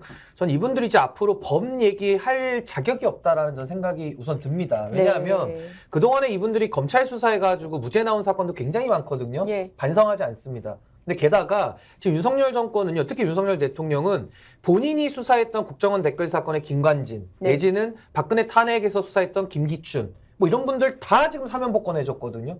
그러니까 본인이 수사해서 심지어 법원에서 유죄가 나온 사안까지도 다 지금 사면 복권으로 풀어주는 상황이기 때문에 이분들이 어떤 수사를 하거나 무슨 정의를 세우겠다? 말이 성립되지가 않는 상황까지 온 겁니다. 그래서 저는 지금도 윤석열 정부는 수사라는 면에 있어서는 완전히 편향돼가지고 상대방 진영에 대해서만 오로지 수사를 다 하고 있거든요. 그렇기 예. 때문에 이미 정의라는 그 무게의 균형추는 이미 깨어졌다. 그래서 저는 법을 이야기할 자격을 상실한 정권이다라고 저는 생각을 합니다. 아니 맞습니다. 그러니까 지금 정확한 지적하셨는데요. 지금 김건희 여사 요즘에 사라졌는데 사실 영상까지 남아 있고 디올백 받는 장면이 있고 카톡이 있고 내가 줬다라는 사람까지 나타났잖아요. 근데 지금 디올백 수수는 권익위 신고한 사람 조사도 아직 안 했다라고 하더라고요. 그러니까 지금 2020년에 최강욱 전 의원 고발로 시작됐던 김 여사의 도이치모터스 의혹 수사도 뭐 행방이 묘연합니다. 지금 상태가. 예, 제가 어제 서울 양평 고속도로 예. 그 이재명 대표가 김건희 일가 땅이 있는 곳, 김건희 윤석열 부부 땅이 잔뜩 있는 곳에 현장에 도고 정확히 양평군 강상면 병산리 1000-12번지 됩니다. 제가 다 주소까지 외우셨어요? 나옵니다. 제가 거기를 한 10번 갔습니다. 하도 온희룡 장관이 선상과 조상묘가 있어서 개발이 안 된다라고 예. 소리쳐서 가봤더니 선상과 조상묘가 없습니다. 개조심이 있고요. 칠면조 흑염소가 뛰어놉니다. 네. 어느 선상과 조상묘에서 그런 일을 벌어집니까? 창고도 이미 지어놨고요. 거기도 갔다가 또 양평군청 앞 그 민주당 그 최재관 후보 농성장에도 갔는데요. 사실은 우리 국민들께서 가장 의혹이 있는 사건들은 예. 김건희 씨의 도이치모터 주가 조작 사건, 그 다음에 양평 고속도로 조작 사건, 그 다음에 장모인 최순실 씨가 지금 법정 구속돼 있는 잔고 조작 사건에서도 공동 피고인의 진술서가 공개됐는데 이 잔고 조작은 최은순이 주도한 게 아니라 김건희가 주도했다라는 진술서입니다. 실제 코바나 컨텐츠 감사가 잔고를 350억 대 잔고를 4장을 조작을 해준 거거든요. 예. 그걸 누가 갖고 왔겠습니까? 최은순 씨가 데려온 게 아니잖아요. 김건희 씨가 데려온 거잖아요. 근데 전혀 수사도 소환도 기소조차 하지 않기 때문에 예전에도 검찰이 정권 편향이 있었죠. 예. 하지만 이렇게 노골적으로 범진보 야권에 대해서는 없는 제도 조작하고 티끌로 태산을 만들고 윤석열, 김건희, 한동훈을 둘러싸는 온갖 본인, 부인, 장인, 장모, 본부, 장가, 가족 전체의 어떤 비리 혐의에 대해서 이렇게 수사하는 건 정말 상상을 초월할 정도다. 이렇게. 그리고 저도 하나만 더 예. 말씀드리면 과거 사안에 대해서 어떤 수사를 뭐 은폐하거나 편향적으로 하거나 뭐 조작했거나 뭐 이런 것들도 저는 문제지만은 지금 가장 큰 문제가 최수근 상병 희생에 따른 네. 박정훈 대령 수사 외압 사건에 있어서 맞아요. 핵심 예. 중에 핵심 피의자라고 할 수 있는 이종섭 국방부 장관에 대해 가지고 예. 이건 지금 출국 금지 상태를 해제시켜 가지고 호주 대사로 영전을 지금 보내주겠다라는 거거든요. 예, 오늘 출국한다고 그러니까 합니다. 쉽게 말하면 범죄 혐의자들을 비호하고 우대하고 특혜를 주는 그런 정권이 돼버린 거란 말입니다. 그래서 저는 이런 노골적인 수사 방해까지 이제는 대놓고 하고 있기 때문에 저는 윤석열 정부에서는 더 이상 법과 정의를 말할 기초적인 기본적인 자격과 자질을 모두 다 상실해버렸다. 더 이상 법 얘기하면 안 먹힙니다. 지금 3가지 수사를 저희가 들여다보는 셈이 됐어요. 근데 그러면은 이번 검찰의 재수사 결론적으로 노리는 게 뭘까요? 그러니까 조국 전 수석, 그리고 임종석 전 실장 총선 전에 포토라인에 세우겠다? 어떻게 보십니까? 총선 전에 포토라인에 세우는 건 현실적으로 불가능한 것 같고요. 그냥 이제 검찰 입장에서는 최선을 다해가지고 선거에 개입하는 거죠. 결과물이 어쨌든 간에. 예. 저는 이런 부분들이 대통령실과 협의가 됐다고 보지 않아요. 오히려 그 검찰 특수부 라인에서 알아서 기는 형태가 아닌가. 그렇게 추측해 봅니다. 특별히 성과 나올 게 없어요, 이게. 자, 지금 이 상황에서 사실 조국 혁신당이 돌풍을 일으키고 있습니다. 여러 여론조사에서 퍼센트가 다르긴 합니다만은 상당히 유의미한 퍼센트를 이제 보이고 있어요. 그리고 그 배경을 검찰 개혁에 대한 국민적인 열망이다. 이렇게 꼽는 분들이 많아요. 근데 우리가 얘기해 볼 거는 이 반윤 검사들이 조국 깃발 아래 집결하고 있다. 그러니까 조국 혁신당이 하려는 방향이 좀 선명해지고 있다라는 건데요. 그러니까 조국 혁신당이 박은정 전 검사 영입했습니다. 그리고 차규근 전 법무부 본부장을 7호, 8호 영입 인재로 발표를 했어요. 그리고 지금 이규원 대구지검 부부장 검사, 그러니까 사직서 제출하고 지금 차규근 전 본부장하고 같이 김학의 사건에서 출국금지 사건으로 연루돼 있는 상황이죠. 이분도 정치권 합류 가능성을 시사를 한 상황입니다.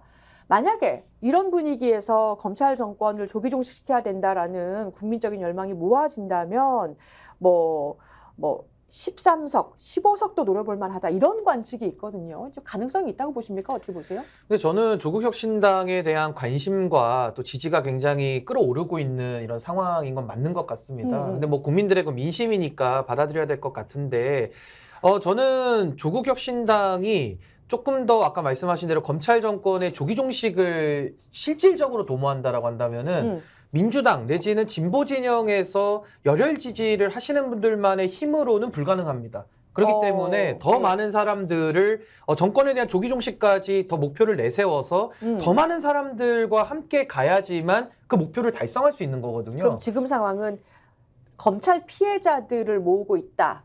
저는 그런 면에서 너무 겁니까? 윤석열 정부로 인해서 피해를 본 직접 당사자들의 피해자 연대 모임의 성격이 너무 짙어지고 있다. 근데 이렇게 되면은 더 많은 사람들을 모으기는 매우 어려워집니다. 소위 말해서 이제 진흙탕 싸움처럼 돼버리면 네. 중도에 있는 시민들 입장에서는 둘 다 싫다 이래버리거든요. 그래서 저는 이 부분은 좀 우려스러운 면은 있습니다만은 그래도 조국 혁신당이 국민들의 지지를 받는 이유는 윤석열 정권 심판이라고 하는 지금의 시대가 가장 필요로 하는 메시지를 가장 선명하고 좀 확실하게 지금 제시하고 있기 때문에 전 거기에 대해서는 국민들의 일정 부분 지지는 있으나 조금 더 그 목표, 내세운 윤석열 정권의 조기 종식이라는 것이 현실화되기까지는 조금 더 피해자 연대의 모임을 더 벗어나는 그런 노력을 좀 해야 된다. 그러니까 선명성은 있으나 너무 단면적이다 하셨는데 안 소장님 약간 다르게 보시죠? 예, 저는 선명성이 좀 부족해 보이던데요, 오히려요. 아, 오히려요? 예. 왜냐하면 검찰 정권 조기 종식 3년도 너무 길다. 이건 굉장히 설득력이 있습니다. 근데 1호 신장식 변호사를 영입한 때까지는 그런 엄청난 주목을 받았는데 그 다음에 2호, 3호, 4호 쭉 보니까 이 정치검찰 정권의 조기 종식이라든지 또 윤석열 정권의 퇴진과 탄핵을 요구하는 뭐 전체 민심은 아니지만 뭐 어쨌든 가열차에 투쟁하는 어떤 시민들의 여론에 입각하면 그런 분들을 계속 영입할 줄 알았거든요. 예, 네, 물론 예. 이제 박은정 검사나 차규근 본부장은 윤석열 정권으로부터 엄청난 탄압을 받은 거니까 그런 측면이 있지만 그래서 중간에는 상당히 그냥 민주당 영입인재랑 비슷한 좀 잘 나가는 어떤 분들 영입한 것으로 해서 오히려 그런 부분에서 좀 주춤한 면도 있었다고 봅니다. 근데 조국 교수, 조국 전 장관에 대한 논란에도 불구하고 저도 신임 변호사 동일하게 판단한 건 뭐 15에서 20% 안팎까지 지지율이 나온 것은 조국 전 장관에 대해서는 여전한 논란이 있습니다. 진보층에서도 비판한 분이 있고 중도층에서도 저 사람 너무 당한 건 안 됐지만 평소에 우리가 갖고 있던 민주하고 좀 달랐던 거에 대한 실망도 여전히 있으시고 그렇잖아요. 그런데도 20%, 15에서 20% 나오는 건 일단 정말 윤석열 정치검찰 독재 정권에 대한 분노나 비판이 정말 많은 거죠. 그리고 그걸 민주당이 제대로 못 싸운다고 생각하는 분들이 그래 내가 조국 전 장관에 대한 논란이 있지만 일단 한번 힘 실어주자. 그리고 양당 다 싫어하는 분들 중에 조국이 너무 당했다. 뭐 잘못도 일부 했고 본인도 사과도 했지만 그 이상으로 너무 당했다. 삼족을 멸하듯이 사실 어머니, 아버지, 네. 동생, 뭐 처, 조카, 부인, 아들, 딸, 진짜 3대. 오죽하면 홍준표가 그런 짓을 해서는 안 된다고 이야기했겠습니까? 예. 윤석열한테. 그러니까 그런 어떤 동정 여론까지 일부 있는데 저는 좀 더 잘 되려면 예. 정말 그 민주당 영입인재랑 비슷한 사람들이 영입할 것이 아니라 진짜 윤석열 정권과 잘 싸우는 사람을 추가로 영입해서 하면 이 돌풍은 당분간은 갈 거다. 그러니까 오히려 더 투사가 필요하다 이런 입장이신 네, 그렇습니다. 거네요. 민주당 영입인재는 투사가 없었잖아요. 저는 예. 민주당 굉장히 잘못됐다고 생각하고요. 또 우리 스픽스라든지 방송에서 윤석열 정권 퇴진이든 탄핵이든 또는 심판 열심히 했던 분들이 경선계조차 보장받지 못하고 무더기로 탈락했거든요. 거기에 대한 비판을 민주당이 받고 있는데 조국 혁신당이 반대로 그런 분들을 영입하면 더 인기를 얻을 수 있는 것이죠. 자, 우리 박준영 부원장님 지금 어떻게 이제 보십니까? 보면요, 예. 표현이 이런 것 같아요. 네. 악마와 싸우기 위해서 악마처럼 되는 것을 두려워하지 않겠다. 이 괴테 파우스트에 보면은 사람과 출세를 해서 영혼을 팔잖아요. 아. 이제 윤석열 정권 퇴진을 위해서 괴테가 그런 말을 했어요. 아니, 앞에 한 이야기는 딴 사람 이야기입니다. 네네. 딴 사람 이야기인데요. 그 오늘 모자랑 너무 잘 어울립니다. 그렇습니까? 뭐 예술가는 아니고 예. 윤석열이요? 아니 뭐 저기 예를 들자면은 예. 이 조국 장관이 만들고 있는 조국 혁신당이 검사들을 계속해서 영입을 하잖아요. 저는 이게 윤석열 검찰 정권하고 반대와 싸우기 위해서 나도 그 피해받은 검사들을 모아서 싸우겠다. 예. 뭐 이런 하나의 전략이지 않습니까? 의미 있다고 봅니다. 전략적으로. 그리고 시대 정신에서 의미가 있는데 이게 보편적으로 국정 전반을 논하는 자리로서 국회의원의 자리라는 것. 그리고 또 야당으로서의 역할을 총체적으로 해서 윤석열 정권을 끌어내는데 과연 전략적으로 유효할까? 이분들이 효용성이 있을까? 저 이분들이 크게 훌륭하지 않을 거라고 저는 단정 지어버려요. 검사기 때문에. 왜요? 검사라서? 검사가 하는 일이라는 게 수사하고 네. 싸우는 거지 않습니까? 그런데 윤석열과 이 검찰 개혁이라는 것과 법률적인 부분에 대해서 싸우는 것은 잘할 수 있다고 봅니다.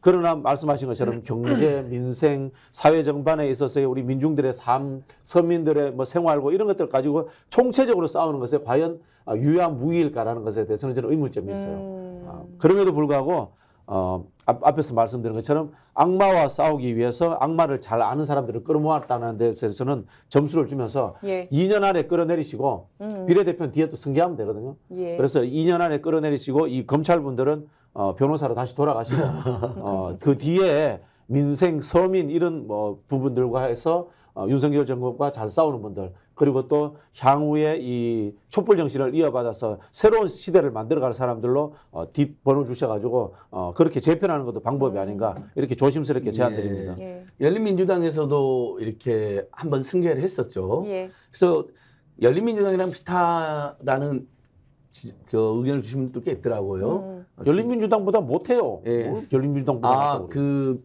후보 몇 면이요? 아니 그러니까 그렇죠. 열린민주당이 이제 당시 더불어시민당보다 선명해가지고 지지를 상당히 그런 판세를 얻었는데 말씀하시는 거죠. 막상 총선 때 가보면 예. 아무래도 좀 지지율이 좀 떨어지긴 합니다. 마지막에 5%대에서 예, 열린민당도 그랬잖아요. 득표했습니다. 근데 저는 조국 전 장관, 박은정 전 검사, 이규현 전 검사 이제 사직서 냈으니까 이렇게 예. 표현하면 이분들을 개인적으로 제가 소통을 좀 했는데 검사로서도 자질이 충분한 분들이었고 뭐 법률가로서도 그렇고 그다음에 사실 민생 경제 이슈에도 관심이 많은 분들입니다. 그래서 잘할 거라고 봅니다. 이분들이 되면. 근데 뒤에 더 잘한 분이 있어갖고 진짜 박진영 평론가의 말대로 2년 하고 승계를 하는 것도 요령이겠죠. 그래서 기본적으로 정말 조국 신당이 저는 잘 됐으면 좋겠어요. 예. 왜냐하면 정말 조국 전 장관이 당한 거 생각하면 이건 제가 지금 생각해도 막 너무 막 마음이 먹먹할 정도이거든요. 뭐 본인이 인정한 잘못이나 실수, 예. 사과, 예. 뭐 그건 왜 이렇게 사과를 많이 하냐고 지적을 받았다 하더라고 매불쇼에 나왔어요 조국 교수님이. 근데 본인은 국민들이 실망 끼친 거에 대해서 언제라도 또 사과하겠다는 입장이더라고. 매불쇼에서 그렇게 설명을 했어요. 예. 최근에 나와가지고. 예. 그래서 저는 그런 자세는 좋다고 봅니다. 왜냐하면 여전히 실망하거나 비판한 분들도 있기 때문에 그분들에게는 계속 미안하고 사과의 마음으로 다가서서야죠. 예. 근데 저는 예. 요 한 말씀만 드리면 예. 어둠을 물리치기 위해서 더 큰 어둠을 갖고 오면은 사실 어둠이 물러가지 못하죠. 사실은 어둠이 가장 깊을 때 촛불 하나만 딱 켜 있어도 빛이 바래지면서 어둠이 물러가 버리거든요. 네. 근데 저는 너무 어둠 대 어둠으로 싸우려는 전략은 조금 유효하지는 않아 보인다라는 생각이 우선 들고요. 그런 차원에서 저는 이런 불법성 비교론을 국민들이 하고 계신다고 봅니다. 그러니까 네. 조국 전 장관이 입시 비리나 여러 가지에 대해서 지금 2심에서 2년의 실형을 받은 걸 다 알고 계세요. 그럼에도 불구하고 이런 지지가 나오는 것은 윤석열 정권이 법과 정의, 무슨 공정 이런 걸 말할 자격을 완전히 상실해 버렸거든요. 그렇기 때문에 그럼에도 불구하고 지금 지지가 모이고 있다라는 것이고요. 마지막으로 전 윤석열이라고 하는 그 개인으로부터 다 당한 분들이거든요. 이분들이 쭉.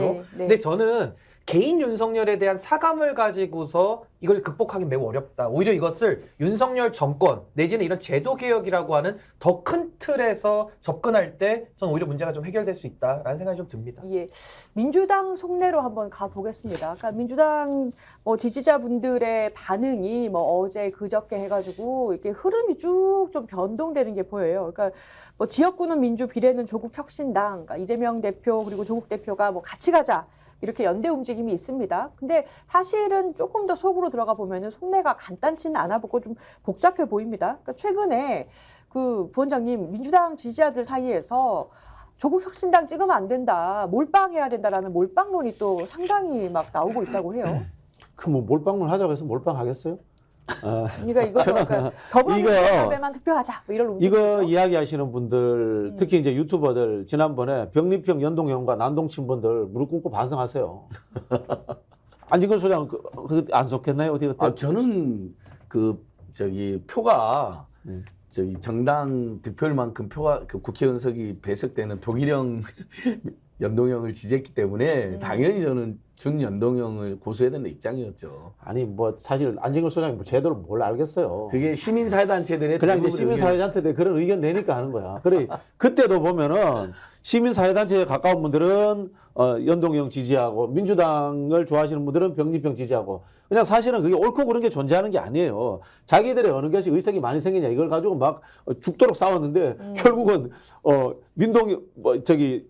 병리평을 지지하는 것처럼 보이던 이재명 대표가 연동형 해버리니까 전부 다 할 말이 없어진 상황이 된 거야. 똑같아요, 이것도.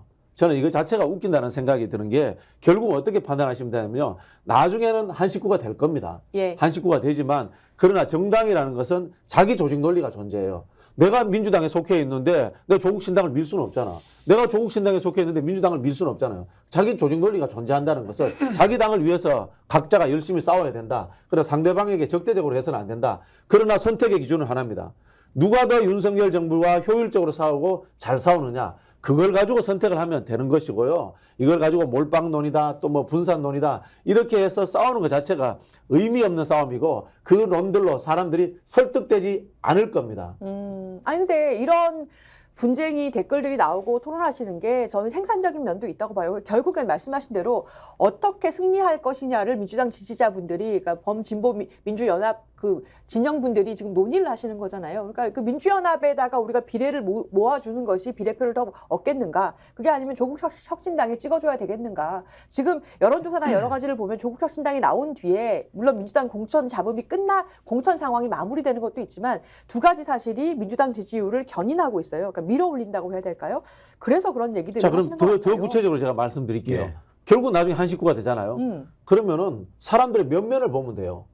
조국 혁신당의 비례를 받으려고 하는 앞순위의 면면들과 민주당의 위성 정당인 비례 정당의 앞순위의 면면들을 보시고 예. 자, 어느 분들이 국회에 들어오면 윤석열 정부와 더 잘 싸울 것인가?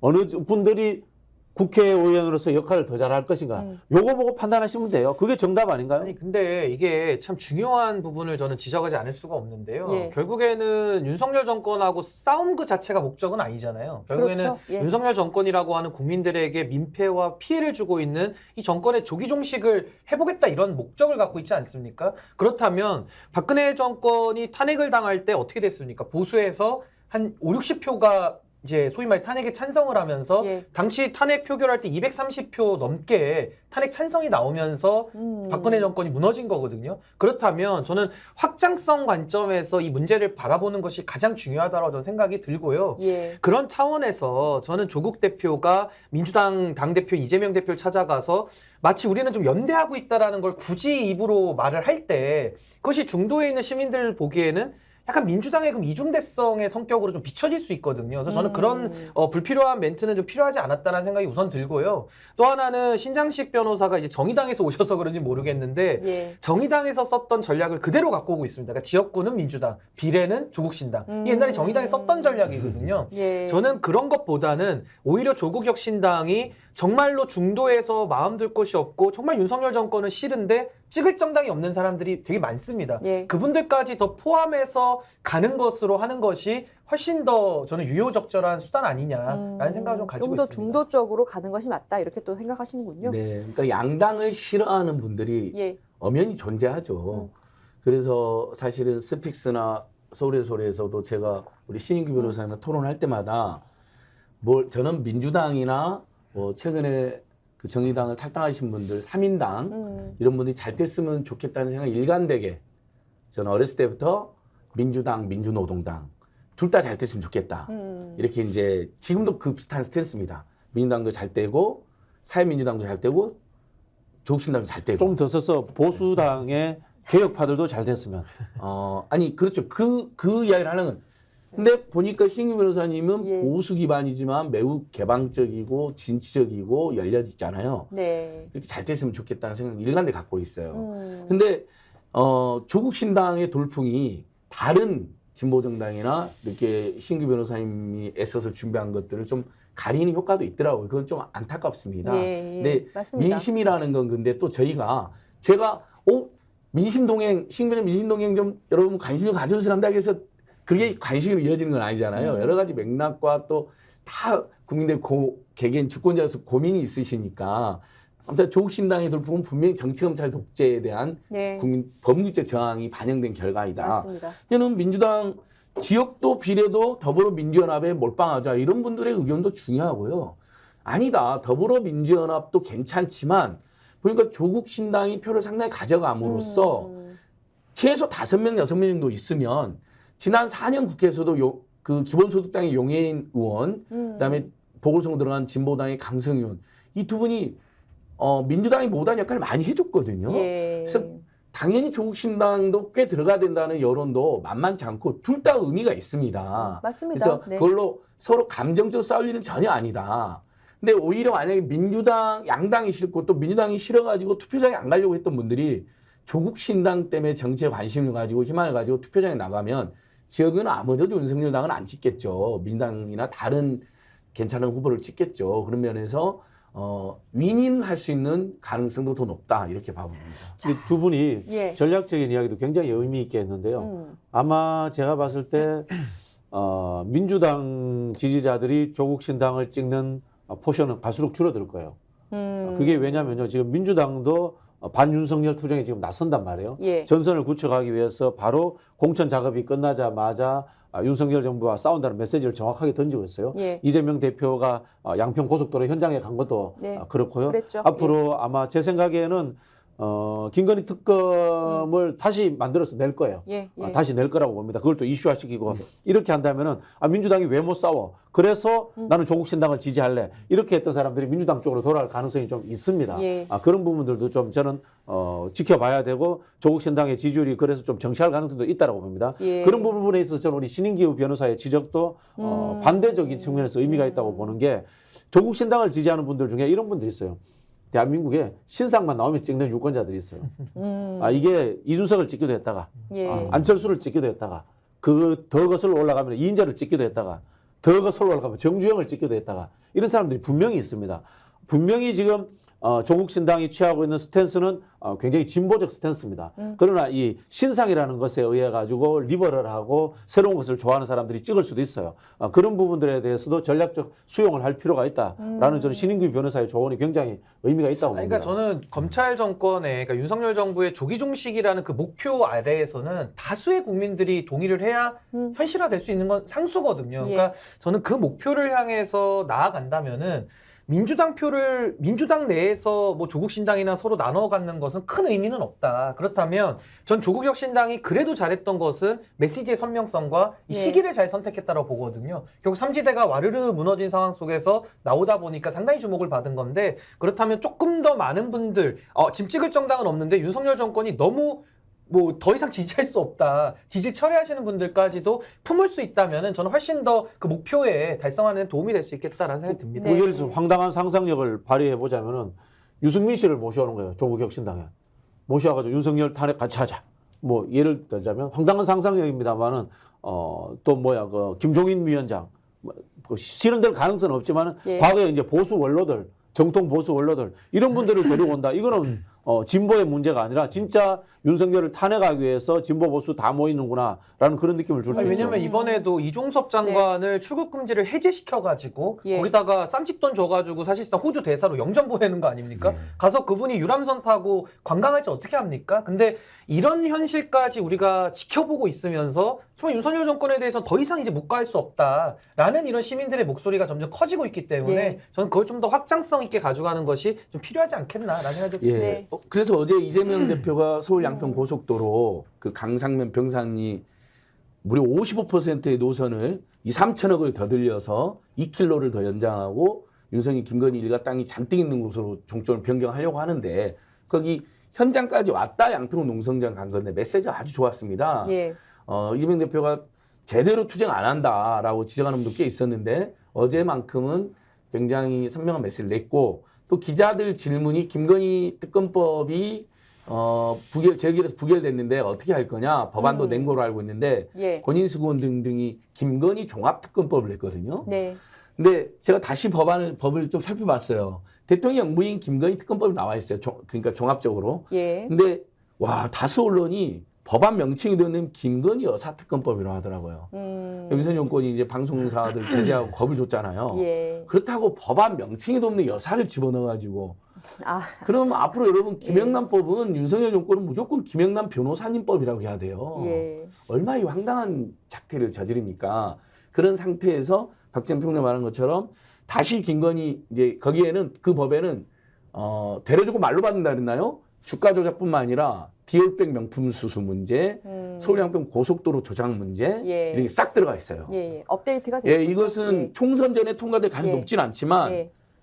이 법안이 지금 널리 알려지게 되면 국민 입장에서는 오케이 그 네. 법을 민주당이 추진한다면 나는 민주당 이번에 한 번 더 찍겠다 예. 정도의 강력한 내용이 담겨 있습니다. 알겠습니다. 자, 이제 여야 공천으로 한번 가볼게요. 국민의힘 공천, 그러니까 민주당은 공천 거의 얼추 마무리가 된 상황이고요. 추가 탈당은 없을 것으로 보이고 갈등이 수습돼가는 모양새를 취하고 있는데 국힘은 이제 좀 약간 본격화되는 듯해요. 그러니까 이채익 탈당했고요. 유경준, 황석준 이의 제기를 하고 있습니다. 그러니까 울산 남구갑의 삼선 의원인 이채익 의원이 지역구가 국민 추천제, 그러니까 국민의 추천을 받겠다. 사실 전략 지역구나 마찬가지죠. 지정이 되자 탈당 후에 무소속 출마하겠다라고 선언했고요. 그러니까 한동훈 비대위원장이 바로 단속에 나섰습니다. 내가 있는 동안은 나는 다시 재입당 같은 거 없습니다. 복당 안 됩니다. 이렇게 또 했습니다. 자, 이 국민의힘의 공천 갈등 좀 본격화되는 걸까요? 김건희 특검 제의 끝났잖아요. 이제 뭐 이탈표 나와가지고 국정을 흔들 일이 없으니까 예. 시원하게 자르고 싶은 사람 뭐 자르고 하고 싶은 대로 하는 거죠. 한동훈 비대위원장이 내가 있는 동안에 다시 재복당 없다 이렇게 하는데 뭐 얼마나 오래 하겠어요. 비대위원장. 그거 뭐 맞습니다. 다시 돌아오면 되는 네. 거고 이제는 드디어 이제 국민의힘도 공천 갈등이 시작되는구나 뭐 그런 생각이 드는데 그럼에도 불구하고 저는 이 폭력의 효율성이 지배하고 있다라고 봅니다.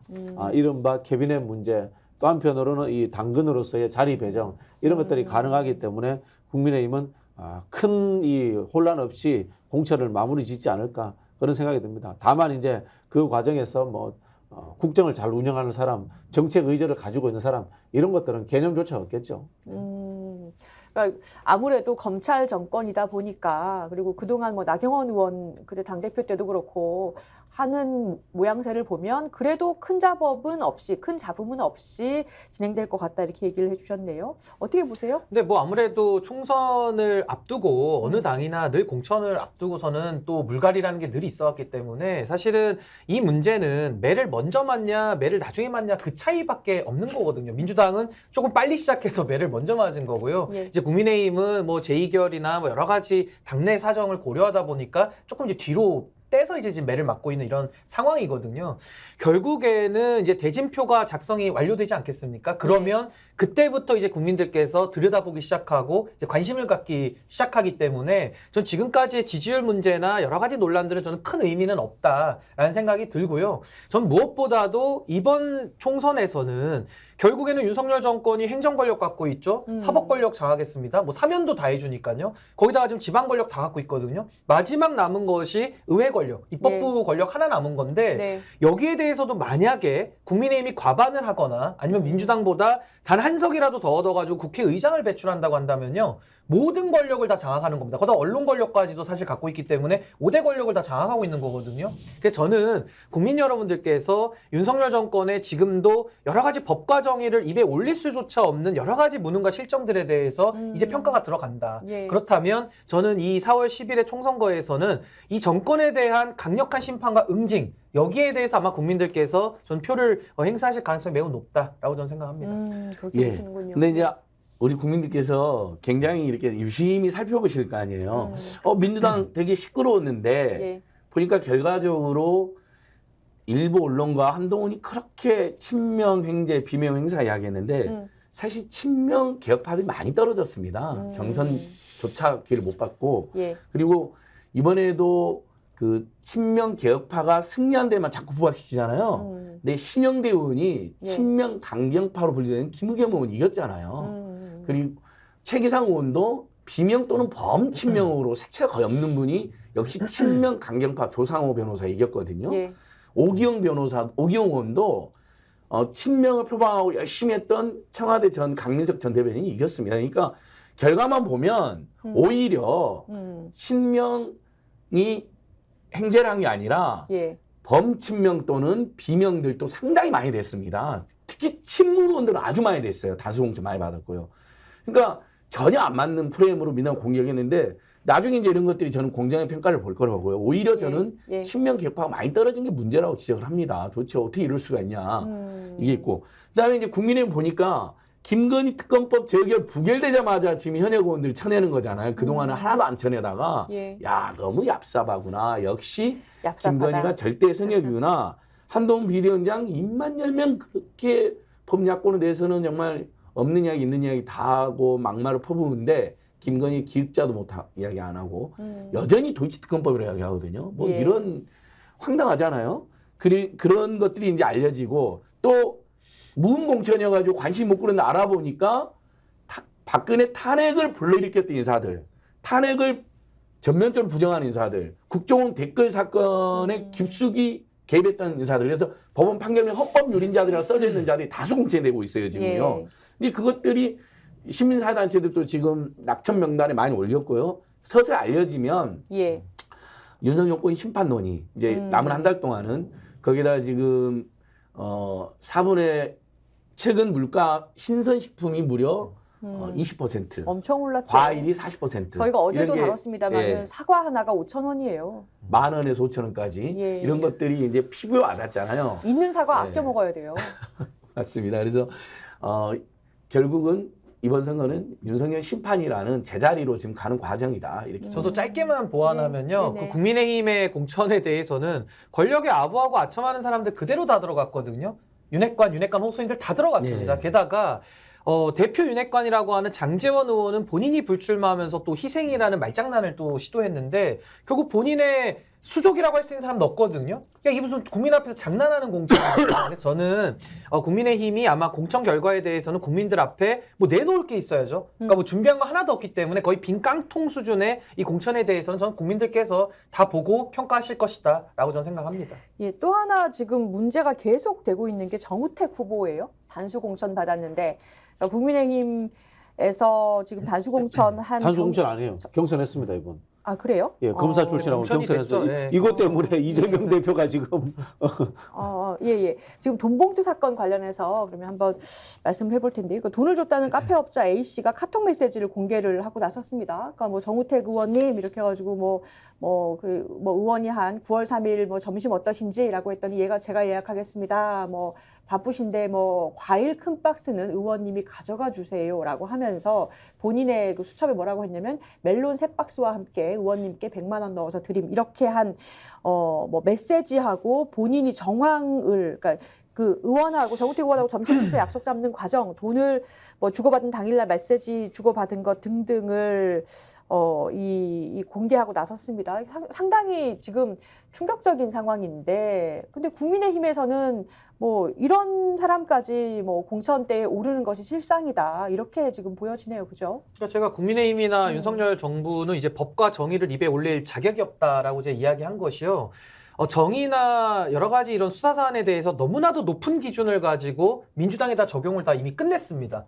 지금도 이제 수사가 민주당에 대해서는 아주 활발하게 아주 높은 기준을 가지고 이루어지고 있는데 그렇다라고 하면은 이런 정우택 의원이라는 분 지금 뭐 돈봉투가 왔다 갔다 한 게 지금 다 카톡을 통해서 드러나잖아요. 이게 이제 물증을 통해서 드러나고 있는 건데 물론 재판까지는 아직 안 받았습니다만은 그렇다면 정치적으로 이런 분들 뭐 당에서 제명을 하고 수사 의뢰 요청을 한다라든지 돈 봉투에 대해서 굉장히 예민하지 않습니까? 한동훈 위원장이. 근데 그 돈에도 뭐 동료 시민 같은 경우도 우리 편만 동료 시민이고 상대방은 동료가 아니듯이 뭐 돈 봉투도 상대방 것만 나쁘고 뭐 우리 거는 뭐 착한 돈 봉투입니까? 그러니까 여기에 대해서 이런 이율배반적이고 이중 기준을 갖다가 쓰는 거에 대해서 아마 국민들께서 상당히 분노하실 것이다. 저는 이런 정우택 의원이 물론 현역 의원입니다만은 지금 이제 경선을 통해서 공천을 확정 지었는데 여기에 대해서 한동훈 위원장이 말을 많이 하시잖아요. 이분이 그 평론을 많이 하시는데 본인들의 문제에 대해서도 이건 좀 문제를 해결해야 될 필요성이 매우 크다라고 저는 생각이 듭니다. 네, 아까 정우택 의원 관련해서 단수 공천이 아니고 윤갑근 전 고검장하고 경선에서 승리해서 공천을 받은 것으로. 예, 그래서 이재명 대표가 그거 예. 사실 단수 공천으로 소문이 나가지고 아마 이재명 대표도 착오가 있었던 것 같아요. 예. 그래서 정중히 사과를 근데도 했던데 고소당했어요. 이재명 대표. 그렇죠. 허위사실 공표로 그죠? 그러니까 무조건 예. 뭐 이재명에 대해서 원희룡 장관이 서울 양평 고속도로 종점 변경한 거 세상이 다 아는 사실인데 그걸 이야기했다고 고소했잖아요. 그래서 저희가 원희룡을 무고죄로 지금 고발하려고 합니다. 제 안 되는 거 알면서 고발한 거 아니냐 해서. 근데 정우택 사건은 지금 애청자들께서 돈우택이라고 불러요. 예. 너무 노골적으로 그 시스템이 딱 찍혀 있잖아요. 이렇게 보통 그래도 서너 번은 마다하고 우리가 세뱃돈 10,000원, 20,000원 주는 세뱃돈도 막 마다한 척하면서 이렇게 받는데 그분은 하늘에 바로 넣어버리대요. 그다음에 카톡도 보니까 제2의 디올백 사건입니다. 예. 다 미리 이렇게 사실은 선물을 지역 유권자들이 선물 준다 그러면 절대 받지 않습니다. 보통의 정치는 이렇게 하죠. 예. 말이라도 예. 가지고 오시면 안 됩니다. 그럼 안 만납니다. 근데 이렇게 자연스럽게 받는 아유, 것이 이것은 뭔가 아주 많이 받아본 예, 모양새입니다. 그렇게 김건희 씨랑 보인다. 똑같아요. 아유 절대 안 받아요가 아니라 명품 선물 올라올 때마다 카톡에 아이고 내일 바로 만나시다. 막 12시고 1시고 보내잖아요. 새벽에. 그 시간을 왜 보내는지도 웃기지만 그리고는 낼름낼름 2002년 6월 달에 한 번 9월 달에 한 번 두 번 불러대서 명품을 2번 받았고 뒤에 또 신라 면세 명품을 들고 기다리는 사람이 그대로 찍혀 있고 나머지 선물까지 하면 총 7개 백석대 총장이 보낸 분재까지 하면 저희도 확인된 것만 지금 8개의 고급 선물을 받은 건데 중고급 선물을. 그럼 비슷하지 않습니까? 본인이 이렇게 미리 보냈는데 알고 만난 거 아닙니까? 막 선물을 주겠다 그래도. 근데 그 선물에다가 돈 봉투까지 있는데 더 있을 수도 있는 거죠. 다른 사람도 있을 수 있는. 그러면 한동훈 비대위원장이 평소에 했던 화법이라면 이런 사람 절대 공천 못 받습니다 해야 되는데 그래놓고는 야당만 비난하는 모양새 국민들이 한동훈 비대위원장에 대한 비호감이 갈수록 더 높아질 겁니다. 아니, 그러니까 한동훈 위원장은 네. 한쪽 귀만 열고 상대방 당에 있는 돈봉투 부스럭거리는 소리는 다 듣고 본인 당에 있는 당에서의 돈봉투 부스럭거리는 소리는 안 들리나 봅니다. 그러니까 네. 이런 식의 이중 기준을 쓰는 게 너무나도 염치가 없고 뻔뻔하다라는 건데 전 여기에 대해서 당연히 수사 의뢰를 해야 되고요. 예. 뭐 송영길 대표나 뭐 아니면 노웅래 의원이나 여러 가지 돈봉투 가지고서 또 경선 과정에서 뭐 뿌렸다 이래가지고 한동훈 의원이 국회 나와가지고 한 발언들 있잖아요. 예. 그걸 갖다가 정우택 의원한테도 그대로 적용을 해서 예. 이건 바로 법과 원칙대로 그렇게 좋아하는 법과 원칙, 그 편향된 원칙에 대해서 이 정우택 의원도 처리해야 된다. 그래야 일관되죠. 예, 이틀 전에 소나무당이 창당 대회를 했지 않습니까? 그런데 이제 당 대표는 구금돼 있고요. 이런 상황입니다. 자, 끝으로 하나만 더 짧게 볼게요. 그러니까 민주당이 그 윤 대통령이 민생 토론회를 통해서 관건 선거하고 있다라고 하면서 경찰을 고발했습니다. 근데 대통령실에서 민생 토론회가 선거용이라는 공세는 잘못된 주장이고 또 925조 퍼주기 공약 약속했다라는 것도 사실 왜곡이다라고 대통령실에서 또 정면으로 반박을 했습니다. 자, 이 민주당에서 고발은 예정돼 있는 거죠, 그죠? 이 공직선거 그렇죠. 위반으로. 이런 거는 매년 선거 때마다 있었어요. 네. 대통령 행사에 대해서 야당이 이제 고발하고 이렇게 했던 부분인데 역대 대통령도 다 조금씩은 했어요. 근데 이거 과해요. 그냥 대놓고 막한다라는 느낌이 들 정도로 하고 있고 그다음에 실제로 윤석열 대통령이 민생토론회에서 공약한 거 그대로 이행하면 나라 망해요. 그렇지 않습니까? 지금 우리 그린벨트 문제, 그다음에 군사보호시설 문제인데 그 죽은 박정희가 무덤에서 이놈아 내가 보수지만 너가 진짜 나라 망하게 하겠어 이러면서 뛰어나올 판이에요. 다 그린벨트들 이유가 있어서 그런 것들이고 맞습니다. 예. 군사보호시설도 대부분의 군사보호시설들이 또 한미연합사 관련되기 때문에 대통령 마음대로 해제하지도 못해요. 그냥 막 떠드는 수준이에요. 예, 뭐 그런 예. 부분에서 나라 망하게 하는 수준이다 이런 생각이 들고요. 반대로 전략적으로 보면은 윤석열 대통령이 민생 토론에 좀 더 많이 해주시고 시장에 가서 먹방도 좀 더 많이 해주시다가 하다못해 떡볶이라도 또 땅바닥에 흘리시고 뭐 그런 실수하실 거 아니에요.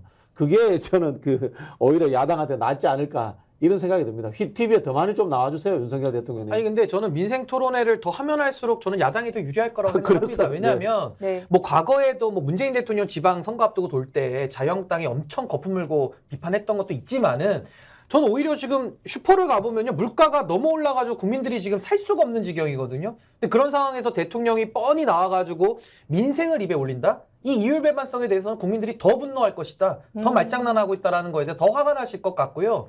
무엇보다도 민생을 입으로만 떠들면서 민생에는 전혀 관심이 없잖아요. 그리고 이종섭 장관 호주 대사 보내주는데 출국금지 해제하고 이런 거에만 관심이 있기 때문에 전 이런 막장 정권에 대해서는 아마 국민들께서 윤석열 대통령이 이러고 돌아다니면 저는 표 더 떨어지는 소리가 더 들릴 것이다 라고 저는 생각을 합니다. 예. 예. 자연스럽게 민주당- 지금 마무리 예. 발언처럼 되고 있는데요. 마무리 발언하고 같이 얘기해 주십시오. 예. 3월 7일 날 전용기 의원이 이제 나서 고발했더라고요. 네. 근데 뭐 925조 퍼주기라는데 저희들이 추정해보니까 한 1000조 정도 되는 것 같던데요. 그러니까 우리나라 1년 예산이 지금 600조대인데 네. 그리고 작년에 세수펑크가 무려 52조가 발생을 했습니다. 맞아요. 그리고 예. 지금 돌아다니는 데마다 감세, 부자 감세, 대기업 감세 계속 이야기하고 있거든요. 그럼 세수는 더 줄어들 수도 있습니다. 그럼 또 경기가 안 좋기 때문에 법인세라든지 이런 소득세도 더 줄어들 수 있고요. 그런데 어떻게 1000조를 이렇게 남발을 합니까? 그래서 사실은 명백한 관건 선거이고 노골적 선거 개입입니다. 그 전에 뭐 국민의힘당에도 당대표 쫓아낼 때도 개입하고 뭐 수시로 했잖아요. 나경원도 쫓아내고 이준석 나타내고 그러니까 겁이 없어요. 자기 말대로 5년짜리 정권이 겁이 없이 지금 너무 나쁜 불법을 매일매일 하는 겁니다. 뭐 최상병 사건도 그렇고요. 정말 그런 상황에서 민주당이 고발한 건 뭐 당연하다고 보고요. 뭐 민주당뿐만 아니라 여기저기서 고발 더 들어갈 겁니다. 지금. 근데 앞으로 더 한다는 거잖아요. 저도 두 분 생각이 똑같습니다. 더 했으면 좋겠어요. 그래서 국민들이 그 분노의 마음으로 윤석열 심판으로 그대로 김건희 씨네 안 보이지? 야, 같이 나왔으면 좋겠어요. 범인 예. 같이 나와도 좋고 안 나와도 좋아. 왜냐하면 안 보이면 안 보일수록 또 국민들이 더 얄밉게 생각하는 거야. 야, 저것들 봐라. 저 대선 전에 가짜 사과하고 조용히 내조하겠다 하더니 대선 끝나자마자 활개치고 다녔잖아요. 취임식부터 다 김건희 주도했거든요. 도치모터스라든지 자기 도와준 범죄자들 전부 다 취임식 초대하고 구구단체를 초대하고 그런 것처럼 총선에 또 얼마나 난리 필 거냐 오히려 사람들이 다 알아버리는 겁니다. 그래서 윤석열 대통령 더 다니시고 더 거짓말하시고 그런데 정말 가슴 아픈 것은 국가장학금을 엄청 확대했다고 이야기했어요. 근데 그래도 2, 3조나 3, 4조가 들거든요. 예. 돈이 없어요. 할 수도 없는 거짓말하는 것은 그 정책을 기다렸던 시민들 입장에서는 굉장히 가슴 아프다. 예. 이렇게 생각합니다. 알겠습니다. 자, 오늘 금요일에 월요일부터 금요일까지 수고 많이들 하셨는데요. 나와주셔서 감사합니다. 세 분 오늘 여기까지 말씀 듣겠습니다. 감사합니다. 감사합니다. 네, 지금까지 박진영 정치평론가, 신인규 민심동맹 창당준비위원장, 안진걸 민생경제연구소장과 이야기 나눴습니다. 다음 주 월요일은요, 오전 8시 30분 최경영의 정치본색으로 이어지고요. 지금까지 저는 조수진 변호사였습니다. 감사합니다.